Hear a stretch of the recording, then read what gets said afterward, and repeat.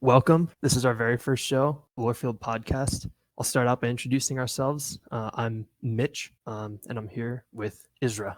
Hello.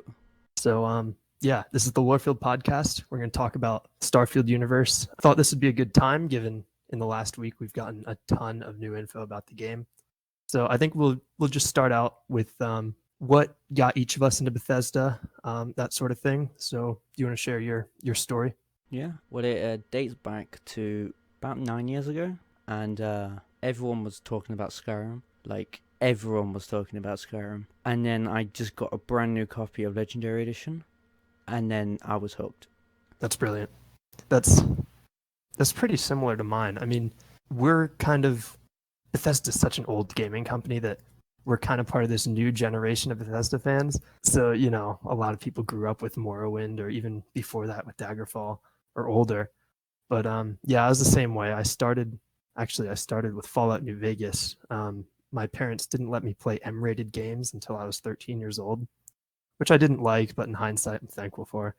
And for my 13th birthday, my brother got me Fallout New Vegas, and then started expanding a little bit. I think I played Skyrim after that, and by the time Fallout 4 got shown, I'd played everything back to Morrowind.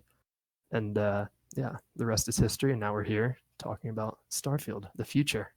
So, Pretty awesome. Yeah. Yes, for sure. On the topic of Starfield, thought we'd also start, just kind of warm up, talking about what Starfield is, going back to the very beginning. This has been a game a quarter of a century in the making, apparently. That's what Todd Howard told us. It's been rumored since 2013. We first heard about it when Bethesda filed a trademark, but it had been in production for much longer than that. They finally showed it 3 years ago at E3 2018 with a minute-long trailer that showed absolutely nothing, right? And then years of silence. We didn't hear anything about that game. It was terrible. And now, a week ago, we got this big showcase. Well, not big showcase, but a trailer, a video. I guess that's a trailer too, showing a bunch of concept art and a really good interview with Todd. And we're going to go through all of it today. And I'm really excited. Absolutely all of it. We're going to be reciting every single quote and everything. Maybe a little too in depth. It's going to, get a snack, get comfortable. It's going to be a while. So do you want to talk about our podcast schedule a little bit? Yeah, so the plan is, up until next E3, we are going to be doing it monthly, and then moving it to weekly, hopefully. The plan is moving it to weekly. I think that's a good plan. I mean, between now and E3 next year, the amount of news we get might not be much. I guess it's entirely contingent on what Bethesda does, but I think monthly is a good call for the first year. Yeah, absolutely. So now we'll get into actual Starfield stuff. So 2018, we get the official announcement. We get the trailer that opens up to a planet with water on it. There was a ton of research that went into like what planet that could have been. I know I emailed a couple of professors at esteemed universities in the astronomy department asking them if they knew what planet this could be. Oh my god. I only heard back from a couple, and they all basically gave me filler answers that said nothing. But I was grateful for the answer nonetheless. We still don't know what planet that was. There was a space station. It kind of had like a yellow square solar panel things. Not square, they're triangles, but there were 4 of them. They kind of made a square if you connected them. We still don't know what that was for. That's the ship where we saw the person walking it, wasn't it? Yeah, that's right. There was a person. Like what it could have been for, we have no idea. Some people say telescope, other people say it was for terraforming. What do you think? Well, it in the center it had like a glass dome, So I'm wondering if it quite possibly could have been like a telescope or observation station or something. Yeah, yeah, I like that theory a lot.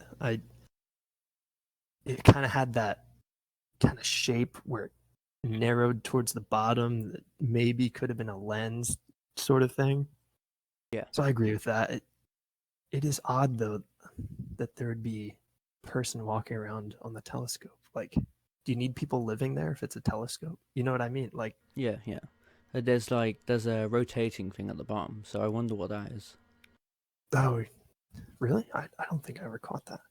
Yeah, yeah. For like a few frames, it rotates once, and then I think Oh, it goes to rotate again, but the camera moves off screen. So oh, interesting. Yeah, there's a lot. I mean, at first glance, that trailer seems like absolutely nothing, but I mean, it was a topic of discussion for 3 years, and we still don't know everything about it. I So, think I think when we get the game, it might make a bit more sense. Like yeah, we might get some like information of what it actually is and what its purposes, and especially what that flash of light, like the warp thing that people call it, right, what yeah, that is. yeah, that was really odd too. Um, yeah, I'm I'm sure everybody listening has seen the trailer, but at the very end, there's this brilliant flash of light, and the planet and the space station that you see both kind of warp into it a little bit. And it looks like you're jumping to light speed or jumping through space and time. And that's probably what it was. But was it, a one time event, or is, faster than light travel a regular thing? We have no idea. I'm sure a developer's gonna slip at some point. Yeah. Yeah. On Twitter or Discord or something. Yeah. Yeah, that'd be nice. Please, if any of you are listening, please lip up. We need to know more. The other notable thing about that trailer is that in the very bottom left corner, upside down, were the letters CONSTE. And everybody assumed this stood for constellation. And that ended up being true, as we'll talk about in a little bit. There's this little symbol by the letters too. So that ended up being super important for the trailer we got this week, the Starfield teaser trailer from E3 2021. This is about 2 minutes. What were your initial takeaways from the trailer? We're talking about the teaser one, right? Like the original one. No, I was talking about the 2021 Oh, this year. okay, yeah. I really like the way the rocket starts. So you've got like there's like a spark, and then they ignite like the helium gas, and Yeah, then that like it's the way it like folds into place. So you see the spark, then the gas ignites. yeah, I really liked that because it had the familiarity. Like, it reminds you a lot of the rockets we have today, but we know from like what Todd has said, it's helium-3, which is Yeah, not what we use for fuel. That's kind of a theorized fuel that could be used, I think, from what I understand. yeah, So yeah. just I think seeing that's that, right. Yeah. yeah, seeing that in action, and then the sound, I think the screen goes black and you just hear the ship taking off. It sounds so cool.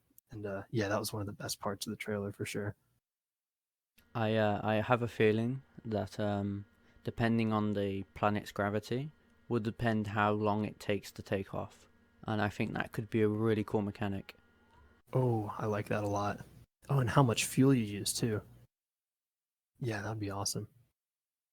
I mean, we already know gravity is going to play a big part because of the watch and everything, the UI. Yeah. So this E3 thing, um, if we just want to go through kind of everything we learned in the order we learned it, that sounds good. Yeah, yeah, that sounds good. So Todd Howard took the stage. It was the very first thing in Xbox's E3 conference.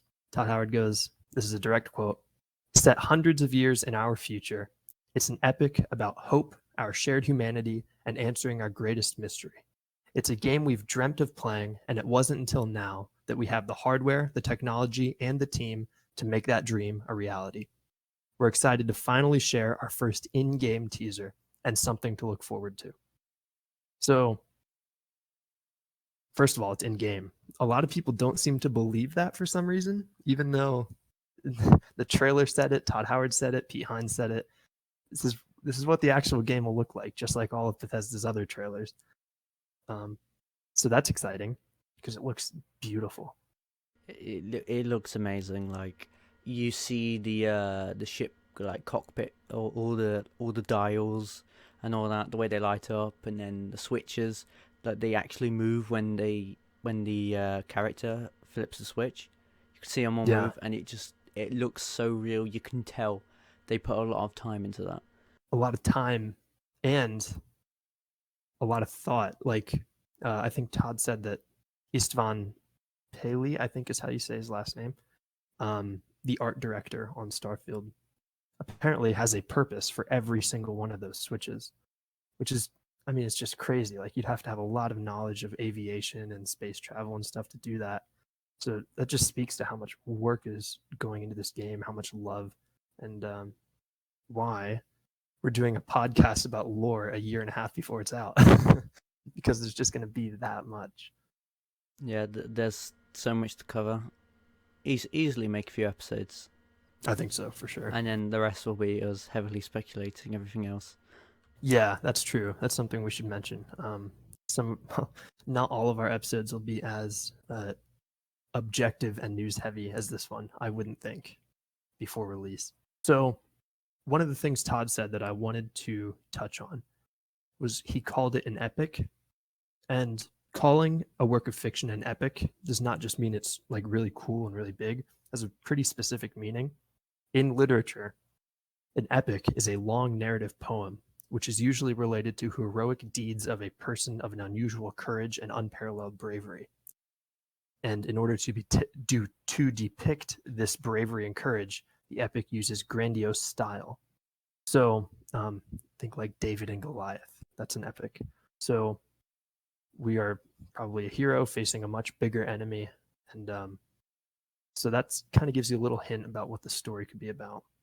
Todd's mention of answering our greatest mystery. What did you think when he said it's about answering our greatest mystery? Because there are a few interpretations that could be. I wanted to hear your thoughts. Well, like you said, it could be many things. Like, there's the question, are we alone in the universe? I think that's one of the paradoxes, where we might be alone, but we might not. And I think that's another paradox, because well, if an alien civilization is advanced to reach us or communicate with us, then why should they bother with us if they're more advanced? I think anyway. Yeah, no, I fully agree. Some people thought this might be like the origin of humanity, like where do we come from, sort of thing. Yeah. And I mean, maybe those two questions are related in Starfield, but I tend to agree with you that it's more, are we alone? Is there like intelligent life out there?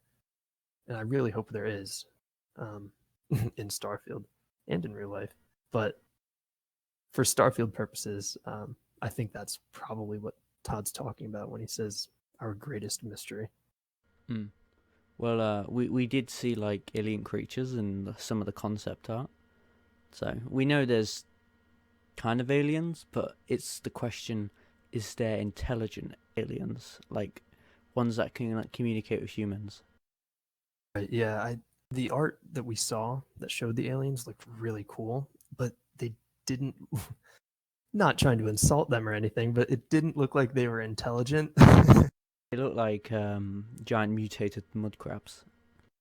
Yeah, they did. Yeah, they had like it was weird. They looked like like you said, crabs, but then like people sticking out the top, like minotaurs, but crabs. So after Todd did his little monologue, we opened the trailer.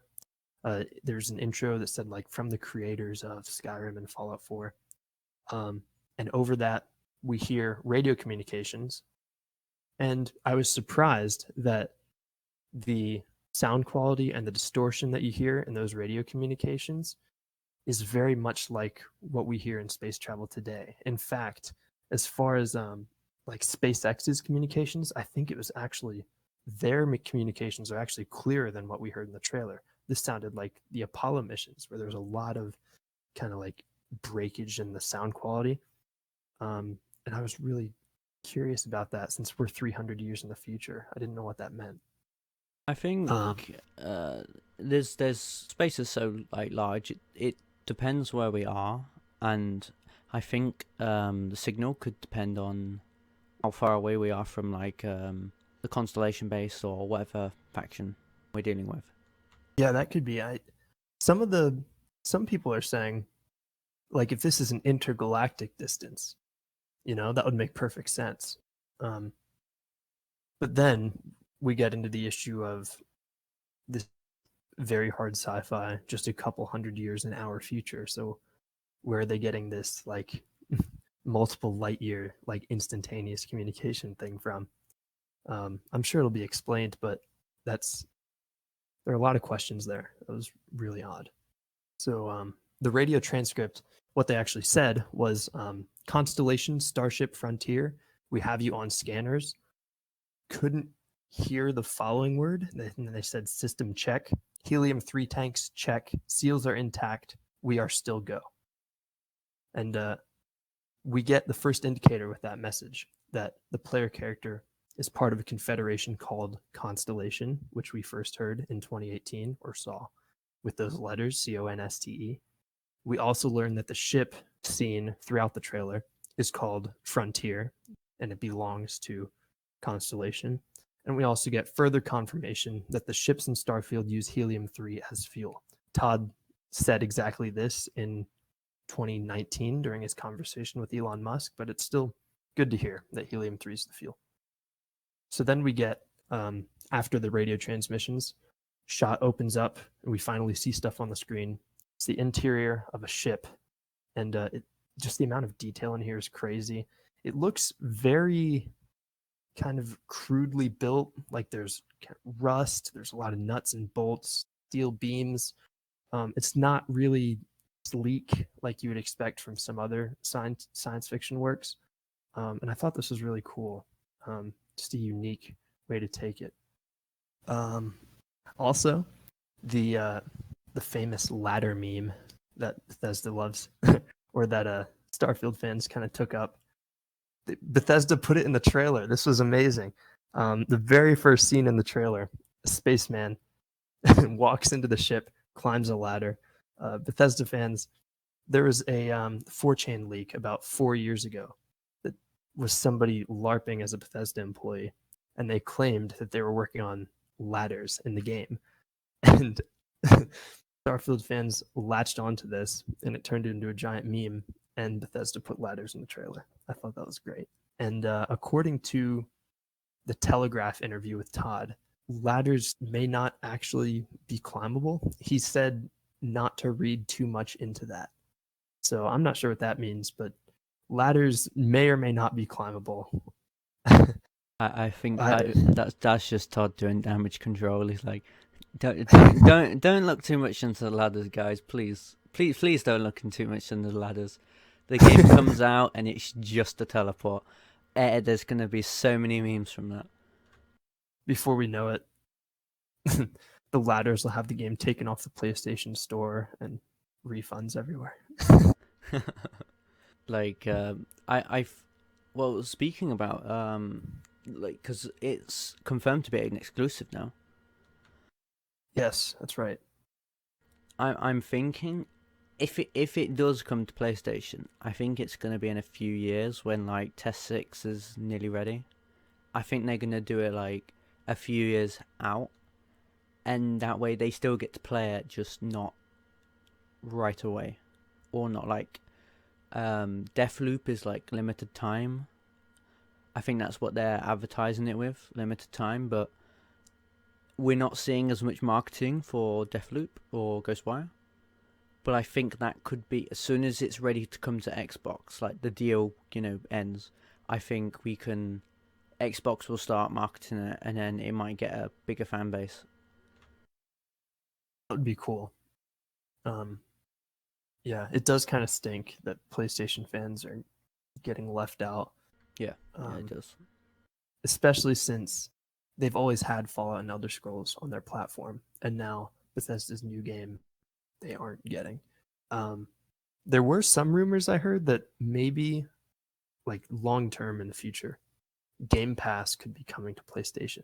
Now that would be a game changer, and it would allow them to play Starfield. That could be cool, even if it's locked behind a monthly subscription. Yeah, that would be pretty awesome for accessibility. Yeah, for sure.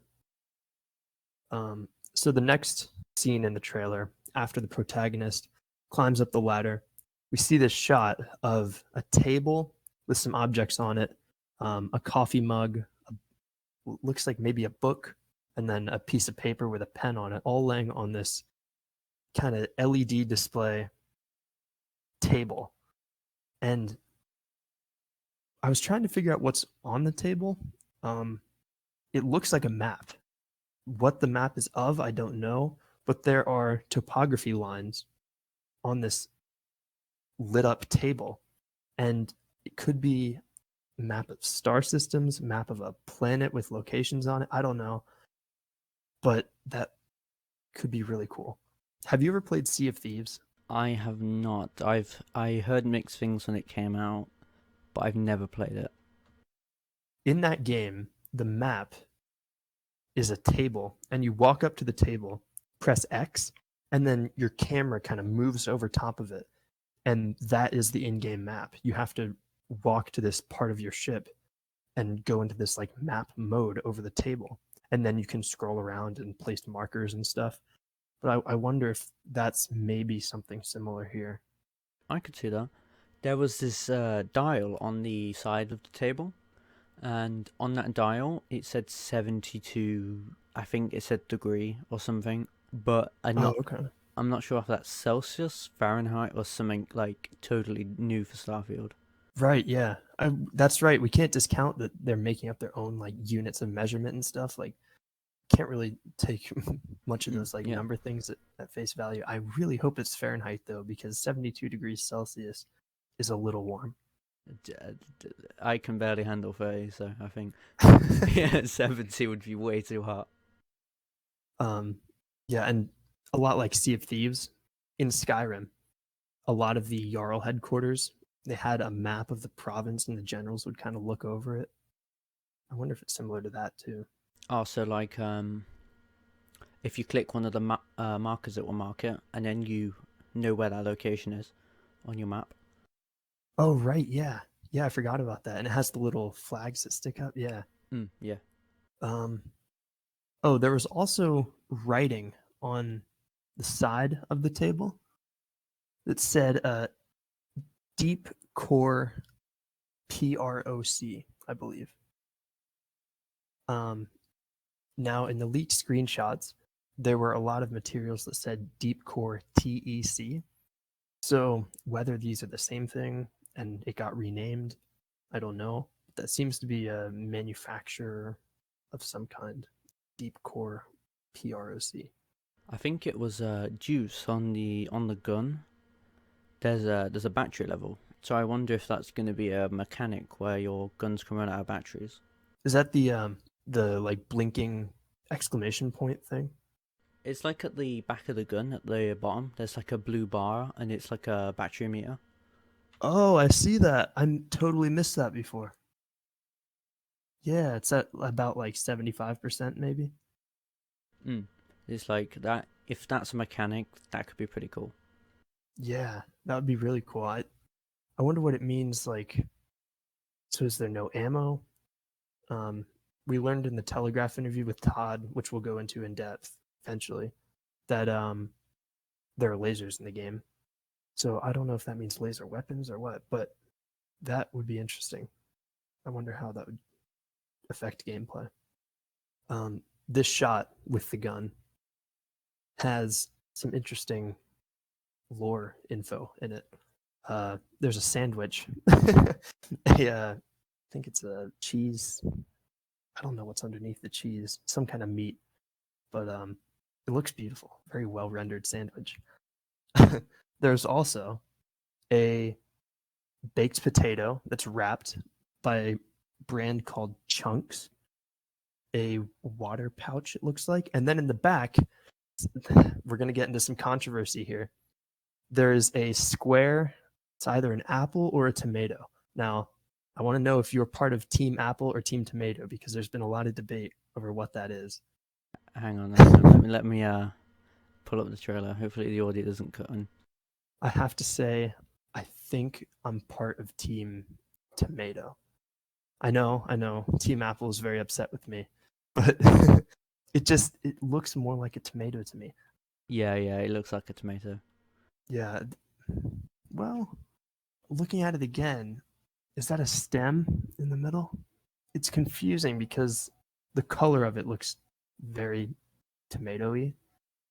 I think the real question we should ask is why is it square? That is a very good question. It has to have like a functional purpose. Now, there is one real world application I know of. I think I want to say it's Japan. They grow watermelons in these cubic like boxes, and the watermelons grow as squares or cubes, and then they do that so that they're easier to stack, sell, and store. So that could be the explanation for the square apple / tomato. But we'll just have to wait and see. But that could be one. Could very well. Well, we've got like it looks like there's another one, but it's packaged. So I'm wondering if it's all dehydrated or I don't know, something to do with the way they package the fruit or the way they grow it. Yeah, that could be. And as again, we'll get into later, there are some extreme climates here. So you're right. Like there could be different ways they grow it, and that could affect the shape. I like the dehydration idea. That's something that current astronauts have to do when they go to space. So yeah, and also that napkin underneath the sandwich looks very good. Got all the crinkles and everything. Yeah. And then the most important lore bit, I think, is this flight manual that is also on the table. So I guess the protagonist was sitting down, eating a sandwich, and reading the flight manual. It's a blue notebook type thing, and it says Nova Galactic, and then underneath that it says Training Protocols and Advanced Orbital Telemetry. And Nova Galactic is probably the manufacturer of the ship we're in. And Could be, yeah. There's well, it's nice to know they're still using paper books. yeah, instead of like data pads or something, I kind of like that they kept the physical. It books. makes it feel more grounded. Yeah, a little bit more familiar, I think. Also on the table, behind the gun, there is an object, cylindrical, and I have no idea what it is. I'm gonna be bold and I'm gonna say it's a Jedi lightsaber. I mean, he looks really similar to him. I have no idea. It looks like a cross between a lightsaber, a flashlight, and like a water canteen. I just have no idea what that could be.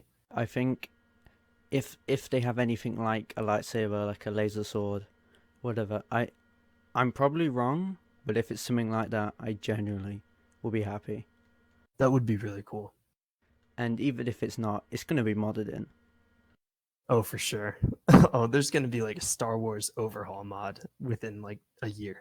Like Yeah, you got like Darth Vader versus Luke Skywalker. So yeah, there are a couple of big mysteries in that shot. But we'll move on to the next one. This one is there's so much in this one. So it's a shelf with some objects on it. I think we'll just go from left to right. There are 2 books. These are real books. First one is Sailing Alone Around the World by Captain Joshua Slocum. And I thought this was like a fake thing. I'd never heard of him when I first saw the trailer, so I thought it was like a fantasy thing, like, oh, cool, they made up this story about a guy named Joshua Slocum. But no, he was a real person. He was the first person to sail solo around the circumference of the Earth. He did it in a vessel called the Spray in 1900. And then, or no, he did it in 1896 and then published the book in 1900. He disappeared on that same ship 9 years later in 1909. What could that mean?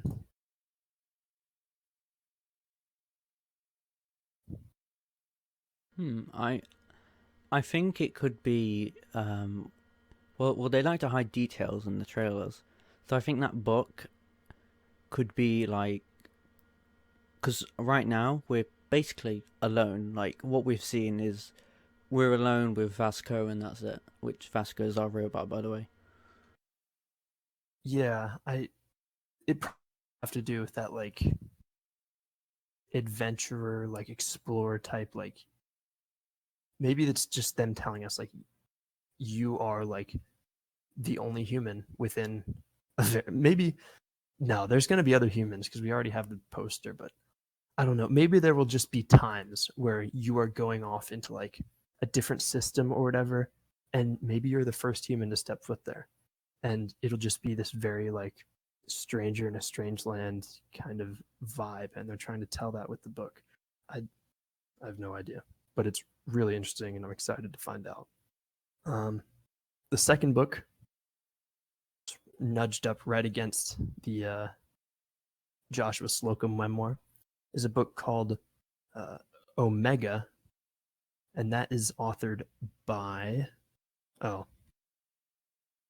don't have that in my notes, but it's authored by a person from France, and it is about a comet hitting the Earth. And that was published in the 1800s as well. It was a French novel, and I think that's kind of straightforward what that could mean. And that's kind of crazy. Obviously, the implication would be that the Earth has been destroyed by a comet in Starfield, and we're kind of the remnants of humanity trying to keep the species alive, which is a really exciting prospect. I think Earth's already overdue for a extinction event. I think, anyway. I don't know. I'm not a scientist. No, I think you're right. I think the super volcanoes were like due for one. We're like overdue for a super volcano or something. Not that I want it to happen, but you're right. We all want to play Starfield. Starfield in real life. I mean, okay, maybe I do want a mass extinction of that. But yeah, that again, grounded sci-fi, mass extinction seems to go together. The next thing is the helmet. There's a helmet right next to the two books, and there's some tape on the helmet with the writing "Do not use" on the tape. And it's a space helmet with a full visor and everything. But there's a crack, looks like from a bullet in the side of the visor. So that's probably indicative of some kind of gameplay mechanic, maybe like armor degradation. I don't know. I think. Do you have any theories on that? Yeah, I think armor degrade. Oh, I can't even say that word. But that's from Oblivion, and it resurfaced in Fallout 76. Where you have to maintain your gear, or it will just break. Which I really like that mechanic. It does. It keeps you on your toes because in the games that don't have it, Skyrim and Fallout 4, there is a best set of armor and weapons that you never have to change from once you acquire them. And a repair mechanic makes it a lot harder to do that because by the time your armor is worn down, you can probably find better armor. So it keeps you a little fresh, keeps you on your toes, that you're having to change your gear a little bit. I like that a lot, and I hope that's what this is pointing to. Next to the helmet is a case, just a little container thing with a plastic latch, and on it has the patch, the symbol for Constellation, which is again the faction that we're a part of at the beginning of the game. You open it up. Now, in the trailer, this case is not opened up, But in the other video that we're going to talk about, the same cases in that video, but it's like real life. It's like a real version. And when you open it up, on the left, there's a physical version of this patch. And on the right is a watch, which has that same UI element that we've seen. It's the same design that you mentioned that was on the side of the table. Really redundant kind of vibe, graphics. That was the image that leaked, right? Yes, that was when we first saw it, I think. I think it's very simple, formal. It's very fancy. Well, in my eyes, it's very fancy. Because what we saw is, with the real life one that they made, which we'll talk about later, they have like next to it, there's like a badge. So I wonder if you join Constellation, you get this watch and you get a badge. That'd be cool. That, like, oh my gosh. And of course they're gonna make real ones for the collector's edition, and I will be first in line. Yeah, same. I can't wait for that. But yeah, like, and maybe like, this is pure speculation. There's nothing to go off of this in trailers or anything, but maybe like higher ranking members get, like, maybe only the higher ranking members get the watch or something like that. Yeah, that would be cool though, having this hierarchy system. Or if the game, as you progress through the story, you like get a higher rank in Constellation. That would be cool. And then finally, behind the case, we get a book, which I again think is going to be made for real and will be in the collector's edition. It's called The Constellation Spacefarer's Guide. And on it, we have the top view of that orbiting space station we talked about earlier, the one with the yellow solar panels that fold out and the glass dome and the person. I hope this is the game guide that we can actually get eventually. Oh, I hope so. Oh, that would be neat. But yeah, just interesting little. It's nice to get that top view of the station that we've only seen mostly from the side for 3 years. Just getting a better idea of what it looks like, its scale, sort of thing. I think I don't know if you've ever heard of the Thunderbirds, but it literally looks like their satellite Thunderbird. I think it's 5. It like in the YouTube video, depending on how I do it, it might be an image, but I'll try and show what I'm on about. It looks like Thunderbird 5. Really? Yeah. I don't know why. It's probably the angle. It just reminds me of that. Oh, I see it. I absolutely see it. Interesting. Yeah, it has that kind of walking dome kind of thing, that tube around the outside, and the part that sticks out at the bottom. Yeah, I definitely see the resemblance, and the glass dome. Wow, that looks like it probably inspired the Starfield trailer. Do you know how old that is? Thunderbirds. Yeah. Thunderbirds. It was originally a puppet show. It's very old. That's all I know. Oh, okay. First episode, 1965. Long before I was even a concept. But some of the more tenured BGS devs maybe were kids and grew up with Thunderbirds and were inspired by it in Starfield. Well, it's like Liberty Prime. It wasn't intentional, but it sounds a lot like Optimus Prime. Oh yeah. Yeah, and it's pretty much the same thing. After this game guide, we see a new shot in the trailer. And this one, once again, there's just so much here. So I guess we'll just go left to right again. There's writing, there's a mirror, and looks like silver Sharpie written on this mirror. And it says best settings ENG 323 SHD 631 ? GRV equals 422. That probably is like hinting at a gameplay mechanic sometime where you like divert power to engines, shields, and gravity or something. But I have no idea how that's going to work. The next note says upgrade reactor ? So ship upgrades. That'll be exciting. I hope there's like a big tree of like all sorts of upgrades you can get. Like in the Formula One games, there are 4 categories, like your chassis, your aerodynamics, your durability, and your power.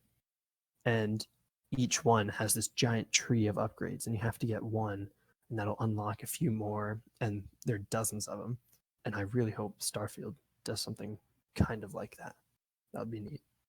The next note is reminder: Cydonia Security does not have a sense of humor. So we're finding another faction here, Cydonia Security. And I didn't look too much into what Cydonia could mean, where they could be from, that sort of thing. But that's pretty cool to have another faction. There are a lot more factions that we learn about, and Cydonia Security is just the first one. And then the first mention of our good friend Vasco. Vasco, we're out of tranquility. Do not get decaf. Vasco is the robot that we see later on in the trailer, and looks kind of has like that puppy vibe. He's very cute. I cannot wait to adventure with Vasco and probably get him killed and blown up. But Yeah, I think we're all gonna basically like experiment like everyone did with Codsworth and Fallout 4. Just figure out if what you can do and what you can't. yeah. And before Codsworth, Lydia in Skyrim. Yeah, she used to block all your doorways, and you couldn't you couldn't get out. And Vasco seems even wider than Lydia was. Oh no, I'm not going to be able to get anywhere. I hope they fix the nav meshing. Like, as soon as the kit's out, I'm gonna have a look, and I'm just gonna see what's the same and what isn't, what they've overhauled. Cause I don't think they would have overhauled everything. I think a lot what is overhauled, but I don't think everything. Because layout-wise, from the developer screen, which we've seen in the other video, the kit layout is pretty much the same. Really? I don't have much experience with Creation Engine, so I had no idea. That's interesting, though. Of course, they could. Well, we get a tweaked version of the engine anyway, so we could see. I think some of it's layout different, but I know which screens I'm looking at when I see screenshots of the videos. Okay. Was there anything you were able to pick up on that was like substantially different? They're still using their markers, so you have like these red markers, and what they do is they're like reference points. So you can either set an idle to them, or you can use them just for where the NPC is going, and you can use those as all references, and you can toggle markers anyway. So, and then the other screen was, I believe it's scenes. I'm confident it's the scenes tab, and scenes is in a quest. Like, if these requirements are met, it will play this scene. So, like, audio will play. Audio, cool. or a scripted scene, like when you enter Dragon's Reach for the first time, that is scripted. Like, your Balgruff will always be there, and his housecarl will always come and automatically speak to you. That's a scripted scene. That's basically what that is. Okay. I think anyway. I think it said action, so I'm fairly confident it was the scenes section of a quest. And if I'm not mistaken, those markers were placed outside of the Constellation Frontier. Yes. and it was like about where Vasco was walking. So maybe you get where I'm going with that. Like, Yeah. he was setting out the path for Vasco in the trailer. Because it seems as we turn on our ship, Vasco will automatically come back to the ship. At least this is what I'm getting from the trailer. Of course, it could be different, but I don't think we can take off till Vasco is inside. Oh, yeah, I bet you're right. Oh no, that's gonna make a lot of people die because they're waiting for Vasco to get back to the ship.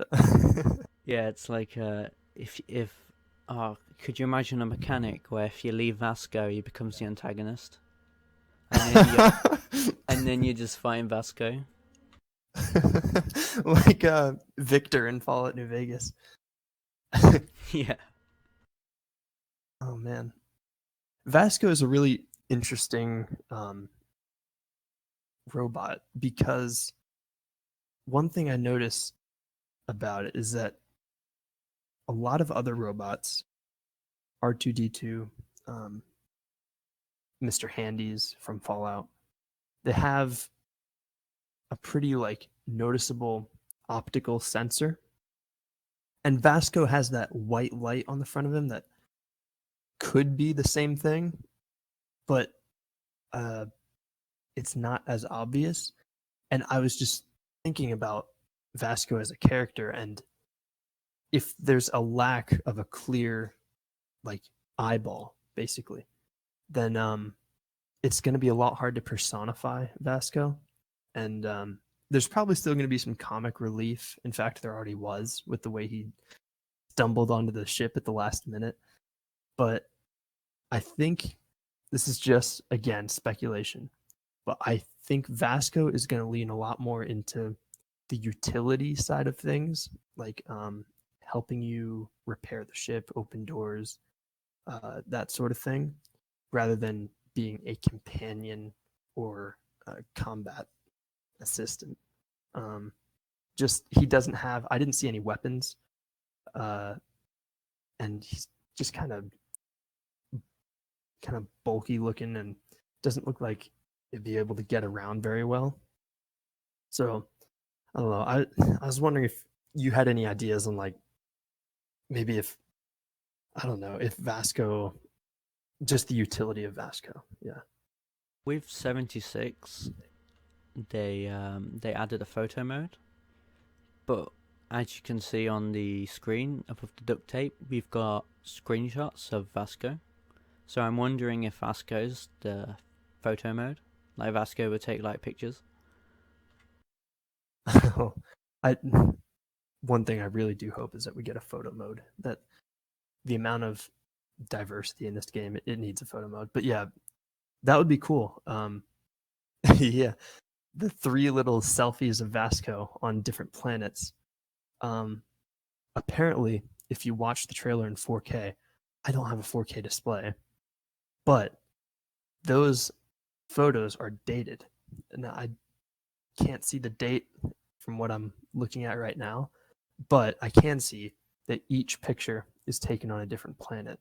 One of them looks very tropical. I think there are like banana trees in the background.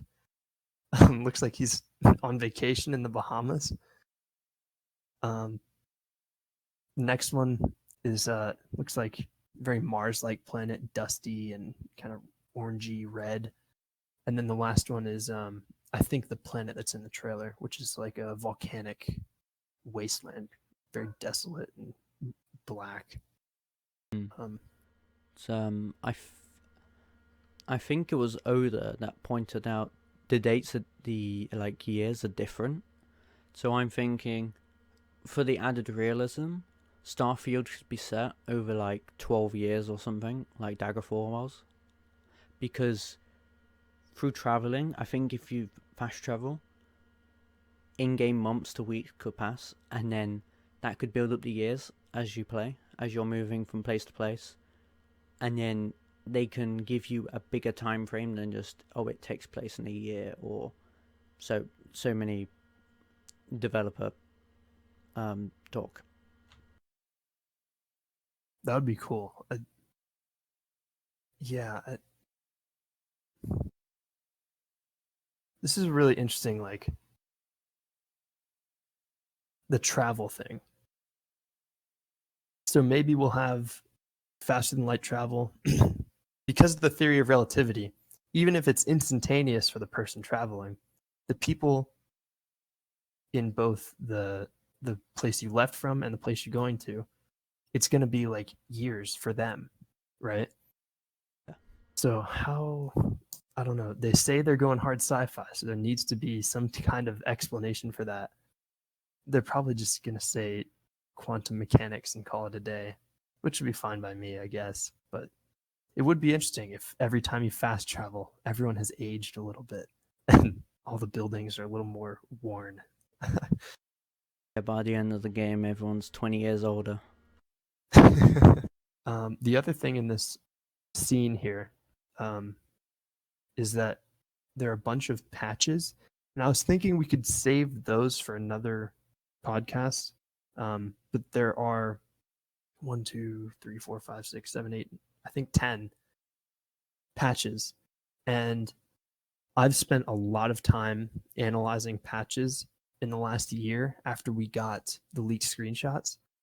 So I know kind of I know that these patches, they're specifically designed for the mission you're on, and the components and the shape of them are all based on where you're going, what you're bringing with you, what your goals are. So there's actually a lot to glean from those patches, and I think it'll be really fun to look into that another time. But that is like probably a whole podcast in itself. Oh god, yeah. There's so much in that. Just one image. You've even got some classical music. That's like a whole rabbit hole. Yeah, I haven't even touched that. We just know it's a violinist named Alyssa something. No idea what that can mean. Its significance, like in the game. I've also noticed, like, the door the player opens, it's like some kind of pressurized door by the looks of it, because it's quite bulky. And Oh, it could be like the cabin is pressurized or something to like when you're traveling. It could be anything, but I just thought it was interesting to note. yeah. Yeah, it is like a very kind of like a bank vault door almost, like really heavy. I bet you're right. That's probably pressurized. And that could tie into how they approach artificial gravity. We still don't know how they're going to do that. We just know it's in the game, and yeah, maybe there's something there, like different parts of your ship when they're like vacuum sealed away from each other. The gravity levels are different. That'd be cool. The last thing in this shot, I think, is this piece of paper that's taped to the wall of it looks like an ancient alien structure or something with some notes about it. And this is really odd. Do you just want to try to describe what this thing is? I'm just as baffled as you right now. it I, yeah, it's kind of makes me think of Stonehenge, the top view of it. Just the way it's kind of circularly constructed and all the pieces that, but then the other views make it look more like a kind of like a flying saucer, but that's just sitting on the ground. Uh, it's really strange. It probably has power of some kind. Um, there is a note by the one drawing that says, "We have so far been unable to determine what happens in the center." This is really weird, and it's probably central to the story. But that's, yeah, really cool, really unique. So after that, as you mentioned, the protagonist opens up this door, and then the camera moves into where they went, and it is the cockpit of the ship. So this when we talk about what type of sci-fi we're doing, this is really interesting because there are monitors on the screen. So it's like a touch screen kind of thing to pilot the ship, but also above the person's head, there are switches and buttons that you would expect in like, or that you would find in a modern like commercial jetliner. So the presence of both of those things, I thought was kind of interesting. Why they wouldn't just go for one or the other. Like if you have those touch screens, those probably have software. You can do anything with that. So why do you still need the buttons? So it's almost like it's in between near future and far future. It's like, you know what I mean? Yeah, there's still some manual work that needs to be done. It's like in planes right now, autopilot can only do so much. The pilot has to take some control. Yeah, that's true. I mean, yeah, you can't land a plane on autopilot. Like, cause I've like flown like 4 times in my life. The landing is the rockiest thing. Like the pilot has to really concentrate when landing and taking off. I think that's the hardest part of being a pilot, but I wouldn't know. Yeah, and Todd has also said that space flight is like regular flight in the 40s. So, you know, it's probably a lot more kind of hands-on of an experience. And I really like the look of this ship. It's like it's familiar, but it's also future. I love it. It's like I love how much visibility there is. The windows are almost all the way around you as you're sitting in the cockpit. That's going to be really cool, especially if we can turn our heads as we're sitting in the chair. Oh, that would be amazing. That makes me really excited. But yeah, really cool. I want to like look down and see like my hand on the joystick and my other hand pressing buttons on the screen. That's going to be great. So the next shot after we see the cockpit, it's the surface of the planet, and there are a couple things that we can learn about the way they're approaching like the game world from this, I think. So as we mentioned earlier, every Bethesda trailer is in game, and the whole premise of a Bethesda game is be who you want, go where you want, right? So Unless you count Fallout 4, and then you're either a lawyer or a soldier. oh yeah, yeah. Yeah, you didn't get much choice there, but you were also a voiced protagonist, and we don't know for sure if they're ditching that for this one, but they did in Fallout 76. So hopefully you can truly be who you want again. That's the dream. Please, Bethesda, please. What kind of caught my eye was that you see this huge sprawling volcanic landscape like Iceland on Earth. And aside from the little outpost and your ship, there is nothing.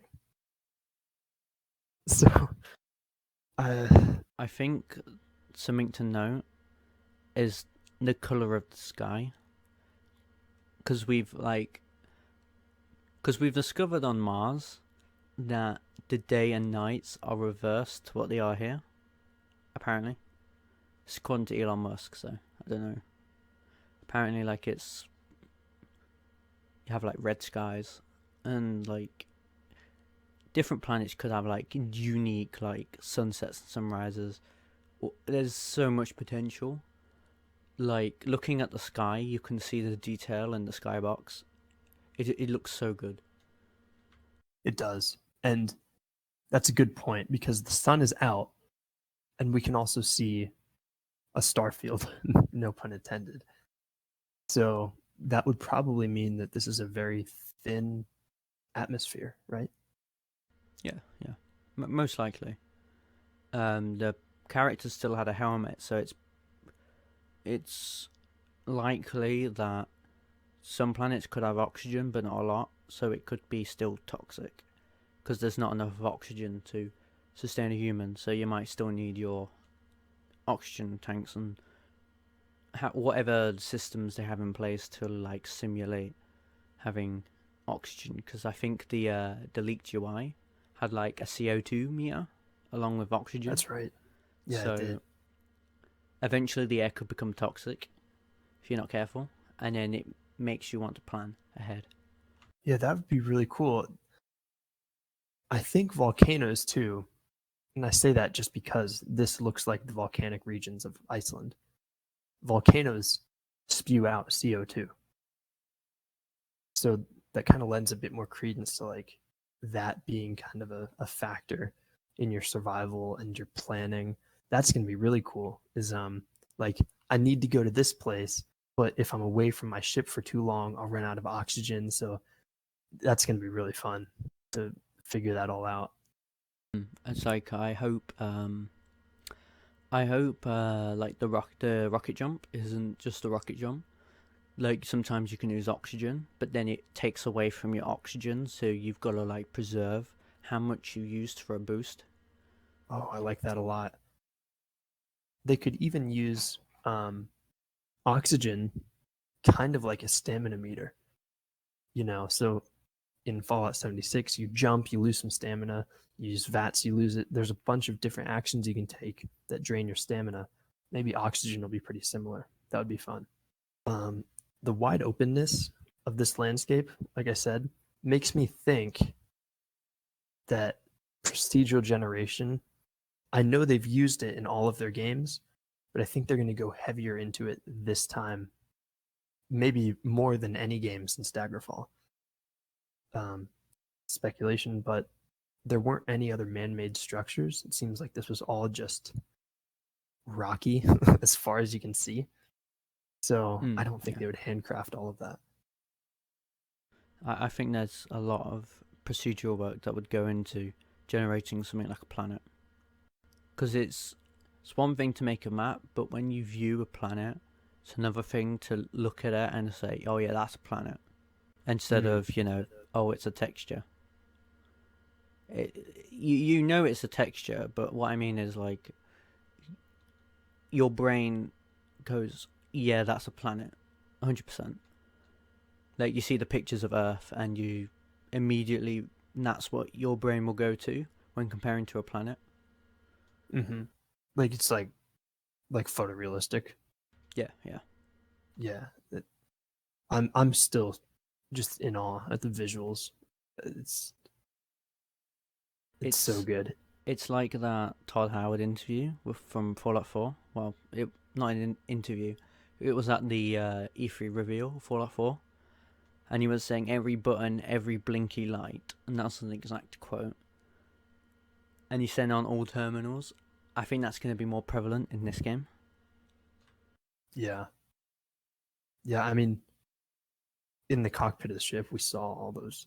And Istvan saying that each of them has a purpose. I mean, it seems like Bethesda has always gone big.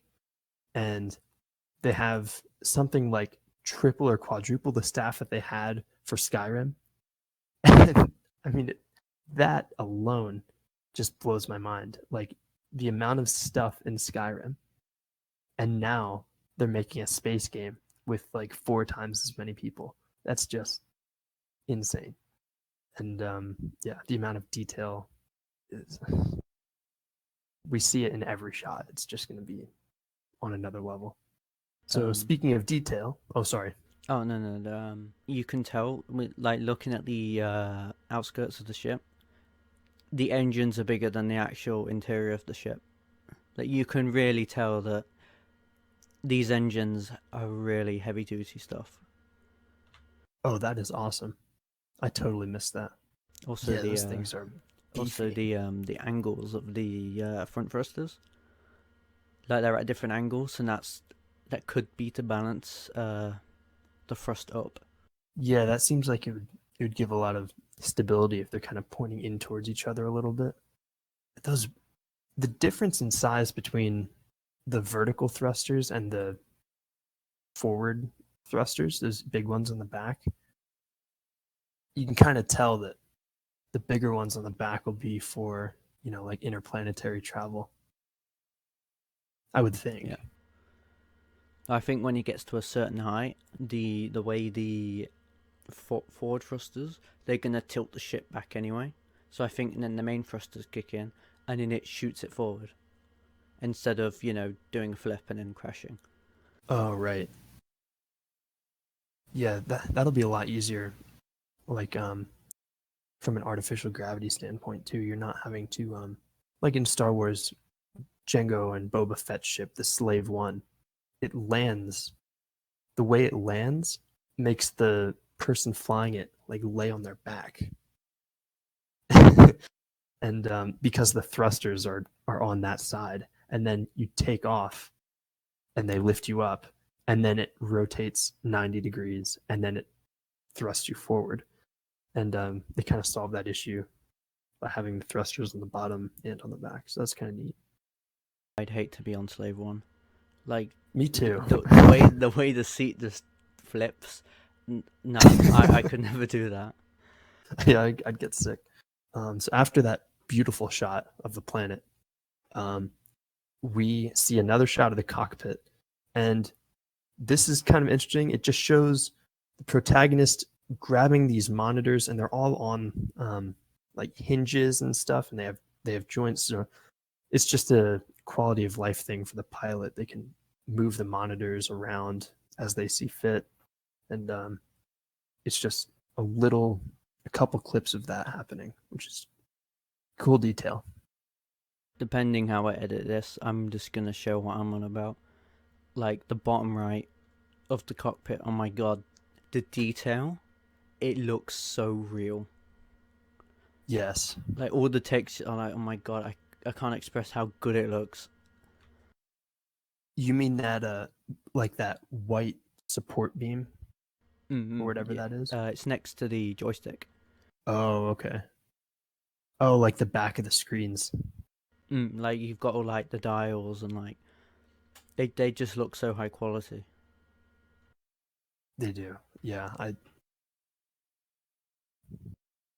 it's crazy. Like Cyberpunk, for all the stuff that people like to say about Cyberpunk, when that game is maxed out on graphics, it looks amazing. And I think Starfield looks better. This is something new. Like I used to joke a lot. I used to joke about Bethesda rock textures, how they were so low res. It looked like my eyes were bleeding looking at them, but like seeing all this makes me genuinely hyped. In like a attention to detail kind of way, because I'm going to be looking at every single little detail, and then if I find a low res texture, I'm just gonna make a meme, or I don't know. I'm the same way. The way I play Bethesda games is very slow paced. Like I look at like little bushes and stuff. It takes me so long just to walk from like Riverwood to Whiterun because I'm looking at all the trees and the rabbits and stuff. It's bad, but I'm excited to do that in Starfield, and just the visual upgrade is gonna make that so much more enjoyable. For sure, like I don't want to say I called it, but I kind of called they were going to rename the engine. But I wanted them to call it Creation 2 instead of Creation Engine 2, but I guess Creation Engine 2. Creation 2 does roll a bit better off the tongue. But it was probably the right time to do something like that. Oh, because definitely, yeah. As you can say it's justified. You can say it's like a misinformed take. I don't really know. I'm not a developer, so I can't speak to it. But there was a lot of chatter about Bethesda needing to ditch their old engine. And I think they found a way to kind of give off that impression, but still keep the tools that make their games great. Yeah, definitely. So then we see there's a shot that's behind the cockpit, but still in the cockpit space. And there are monitors and stuff, and it seems like it's something we control. I don't think it's just for looks. I think there's some functionality to this panel, but it says GRV, PWR, and LIF. So that's gravity, powers like thrusters, and life support, I assume. It could be life support or lift. It's probably life support. Oh, I didn't think of lift, but that could very well be it. Yeah, what each of those does. There's a bunch of knobs underneath them too, and dials. So actually, on the lift one, there's something Celsius, so they might be using Celsius. If you see at the top of one of the bars. Oh, yes, I do. 22.3 degrees Celsius. Interesting. And then also, as the trailer plays on the gravity thing, the three things are moving. Those three, like, kind of torpedo-shaped things? Yeah. They're moving to the side. Oh, really cool. The other thing I noticed was that on those controls underneath, there are four in a row. The one to the right says reactor. So I wonder if there's maybe some nuclear power being used, or if helium-3 has a reactor. I don't know. It's very possible that they've mass produced nuclear fusion, which is apparently going to replace traditional nuclear power, because I think fusion can self-sustain itself, which is more better. It's the only way I know that works. So like more efficient, more output. Yeah, I think that's it. Yeah, that'd be cool. We're traveling a lot of distances, going to a lot of places. It makes sense that we have more than one power source. So after that, we go back to the outside of the ship again, and we see a close-up of our friend Vasco walking towards the ship.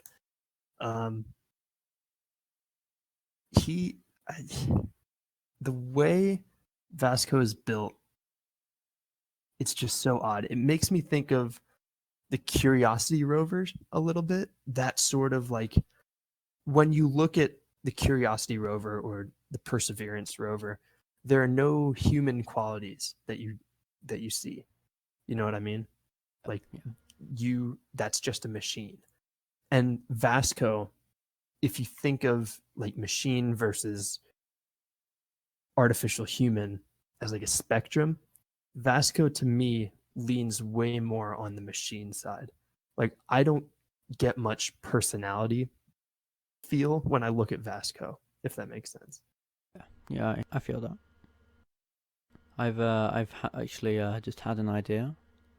Well, Vasco's kind of built like a human, kind of. Mm-hmm. So I'm wondering if we can use Vasco as a scout. Like, we can control him, we can scout the planet we're on to see if there's any hostiles, and then we can exit the ship when we think it's safe. Or, if you're the kind of player that just wants to get out the ship and start shooting things, then I guess you could do that. That would be cool for like if you're trying to be stealthy. Like those there are those robots you can drive around in Rainbow Six Siege to mark enemies and stuff. Yeah, like that, yeah. That'd be cool. And then there's a great shot, possibly the best one in the trailer, if you ask me, of the ship lifting off, flames coming out of the vertical thrusters. Oh, I love that shot. And the sound is so good too. Helium-3 being put to work. It's a brilliant scene. They really went frame by frame on those rocket ships that you see take off. Like you've seen like those old rockets taken off. They used some stock footage in the Starfield the other teaser, and it's basically the same. You have the spark, and then the gas ignites. Yeah, this is the grounded feel. They've done their research. They went to SpaceX. think a couple of years ago, maybe even it was last year, Todd had it was like a history book of space exploration or something on the desk behind him. So yeah, there's so much research going in to make sure they get it right, that it's all believable. And from the trailer, it seems like they're doing a great job. So that's pretty much a wrap for the 2021 trailer. There's still a lot to go through. Oh my goodness, we might have to break this into 2 episodes because there's just so much. So should we get into the what do you think? I say we move on to the next trailer. Okay, sure, that sounds good. So the next trailer was this video called Into the Starfield, The Journey Begins. And this seems like it's going to be a developer diary that'll be periodically added to as part of a series. How often we get those updates, I have no idea, but we're kind of relying on those for news for the show. So please, Bethesda, make them monthly, maybe. That would be perfect. But yeah, really cool that they're doing that. They've never done it before. So I'm excited. This video shows a lot of concept art and a couple like in-game models and stuff. We'll just go through them in order. Jupiter is one of the first shots in this. It's probably Jupiter. It could be another planet, but it looks a lot like Jupiter. So that made me think, okay, are we going to be in our solar system? There's been some talk about that. I have no idea. Why is Jupiter in this trailer? Yzra? I don't know where I heard it, but I think one of the developers, apparently developer, talked about Earth's debris field. So I'm wondering if we will visit our solar system at some point in the game. I hope so. It would be cool to like see home a little bit. I know Earth is probably destroyed, but still, like, it's just a ball of fire or something. Yeah. I mean, we've been learning about Jupiter and Mars and stuff since we were little kids. That's our solar system. So yeah, that would be nice to explore in Starfield. Whether or not we will, no idea. The first actual concept art we see is on a very rocky planet. I think this is actually a moon because there's a huge planet in the sky. So kind of a giveaway. We're probably on a moon. This is the one that confirms alien life. This is the one with the crabs that have like humans sticking out of them. That they look really creepy, but I like it.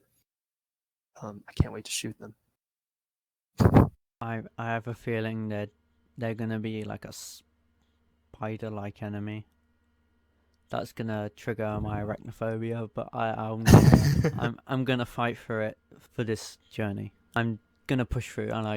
I fight spiders in Skyrim, so I can just about tolerate the video game versions. Constellation thanks you for your service. I just close my eyes and I shoot, and I hope I don't hit a friendly. don't hit Vasco. My God, if they have a VR to this, which probably not, but if they do, like, my God, that would be terrifying. If Starfield is on VR, I might have to get a headset. I call Starfield. Oh my God. I call Skyrim on VR like definitive, because unlike Fallout 4 VR, you don't notice the flaws as much. Like everything's one-handed, so like crossbows are one-handed, two-handed weapons they're all one-handed, so it kind of breaks your immersion. But then you've got, I mean, it's Palpatine Simulator. That's basically what it is. That's the definitive part of the VR. But like bow and arrows, you can choose it. You can just spam bows like you could in old Minecraft. it's generally amazing. But That's really when you cool. notice the flaws, like you can't reload your crossbow, stuff like that, you notice the flaws. But it Wait, makes sense with how they did it. It's kind of like they bolted VR onto the whatever version of Skyrim they built it on. did I I hear that don't. right? Wait, You what? cannot reload your crossbow. It's automatic, unfortunately. Oh boy. Like it's like Fallout 4 weapons, everything auto reloads. It's very not satisfying. Oh, that's rough. But if you like, yeah, I mean you can block and bash in normal Skyrim, but you can't block and attack. In VR, you can do that. You can block and attack. It's amazing. And that would be like by physically holding up your left hand. Yeah, you That's can do cool. like motion detection. So you raise your shield, it knows you're raising your shield. Of course, it's harder to track stuff like your stamina and your magicka because it's all at the bottom of your screen, so you have to look down. Oh. But it's awesome. I need to play more Skyrim VR. I want to 100% it. It's just Do you have a when they you know like giants they send you in the air. Yeah. Well, they left it in the VR port and it's terrifying. Oh no. What headset do you have? I used the Rift S because it was the cheapest one. Well, it's more like a not the cheapest. I mean, you can get a Quest, but it has all the trackers built in, so I didn't have to mess around with putting trackers all over my room. Oh, okay. I've just got to That's make awesome. sure the lights are on, or if I'm in the dark, it won't know what direction I'm facing. Oh. Yeah, that's cool. I really hope Starfield is on VR. That Even I if it's not at believe. launch, if they do it later, I would definitely pick it up and then share my opinions online for Yeah, nobody to view it. I think that's a safe bet because Bethesda has been so kind of warm to the idea of putting their games on VR. They've spoken about it very positively. So here's hoping. That'd be really cool. So the next concept art is we're kind of in low orbit of a huge planet, which is kind of rocky in nature, I guess, but it also looks smooth. I don't know. I don't know where this could be. I looked at moons in our solar system using the one that's also in the background. Now, the one in the background looks very similar to a moon called Enceladus, which is the sixth moon of Saturn.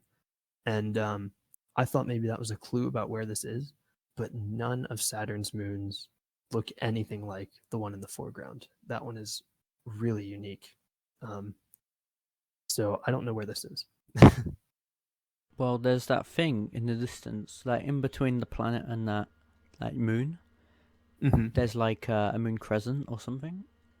I don't know how to describe it. It's like in between, Yeah, and then yeah. There's a you've got like that colored disc. I think it's a disc, like next to the moon thing. So I wonder what that is as well. the theory I had when I thought this might be Enceladus was that that was debris from Earth, but I don't think that's the case anymore. So yeah, that is a huge mystery. That third object is really weird. It could be man-made. It could be a distant moon, like one that's just really far away. Um, yeah, this is a cool shot. I'm excited to learn more about what those things are and where they are. It's possible this could. I don't want to jump to conclusions, but it could be the teaser planet. Maybe. I don't know if you look at like the top left, kind of has the same color, sort of. Oh, I see it. Yeah, that might be water up there. Because this could, of course, be a different angle that we haven't seen. True. Yeah. Yeah, it could be. The And then the stars are a lot more bright. They're a lot more. You can tell the skybox isn't a box. Like in Skyrim, you can sometimes see the lines. It doesn't appear. This is just concept, but I think even in what we saw in Engine, the sky looked incredible. Yeah, it does have that kind of cloudy look to it that you can only see in real life if you're very far away from any light pollution. And a lot of people live their whole lives without ever seeing that. It's something you have to do at least once. Get somewhere like there's a place called Cherry Springs State Park in the United States, which is supposed to be the best place to view the night sky in the country, and it's indescribable. Or like being out at sea on a boat with all the lights turned off, which I think is illegal, but that'd be another way to like. It's just that concept art is not really an exaggeration of what the night sky can look like if you're in the right conditions. Yeah, like once you're out of Earth's pollution, you just. Well, I think even in space, like what the conspiracy theorists bring up. So what they like to bring up is, in the moon footage, there's no stars, but that might be the way the lighting works in space. So like with the atmosphere, you can kind of like pick out stars. I mean, I don't know any of this stuff. I'm only going off what I've watched online and stuff. So I'm the last person you want to talk to about this stuff. But like in the moon footage, you can't see any stars, or in space, you can't see the stars, stuff like that. And I mean, Todd says, we'll find out later, that they do find a way to put sound in space. They found a way to put lasers in space, which aren't supposed to work in a vacuum. So maybe in conditions like this, you shouldn't be able to see the night sky. They just kind of ignore that part. Yeah, I mean, it would look way cooler just to see it. Yeah, having that backdrop would be A plus. Are you ready to move on to the next shot? Yeah. All right. This next one, we see a city. This is exciting. I think we're on a moon again because there's an enormous planet in the sky. This one has garnered a lot of attention just because it's so cool looking. This city is kind of built into the cliffs, and one thing I was thinking about is the purpose in building a city like that is almost always for fortification from invaders. But if this is a space game, wouldn't all of the invaders be coming from above? So is there maybe on this planet a less advanced civilization or threat that they need to be protected from? That was just one idea I had, maybe. I don't know if you've ever played No Man's Sky, but when you're on the moons and you look up, the planet the moon's orbiting looks huge in comparison because it's in orbit.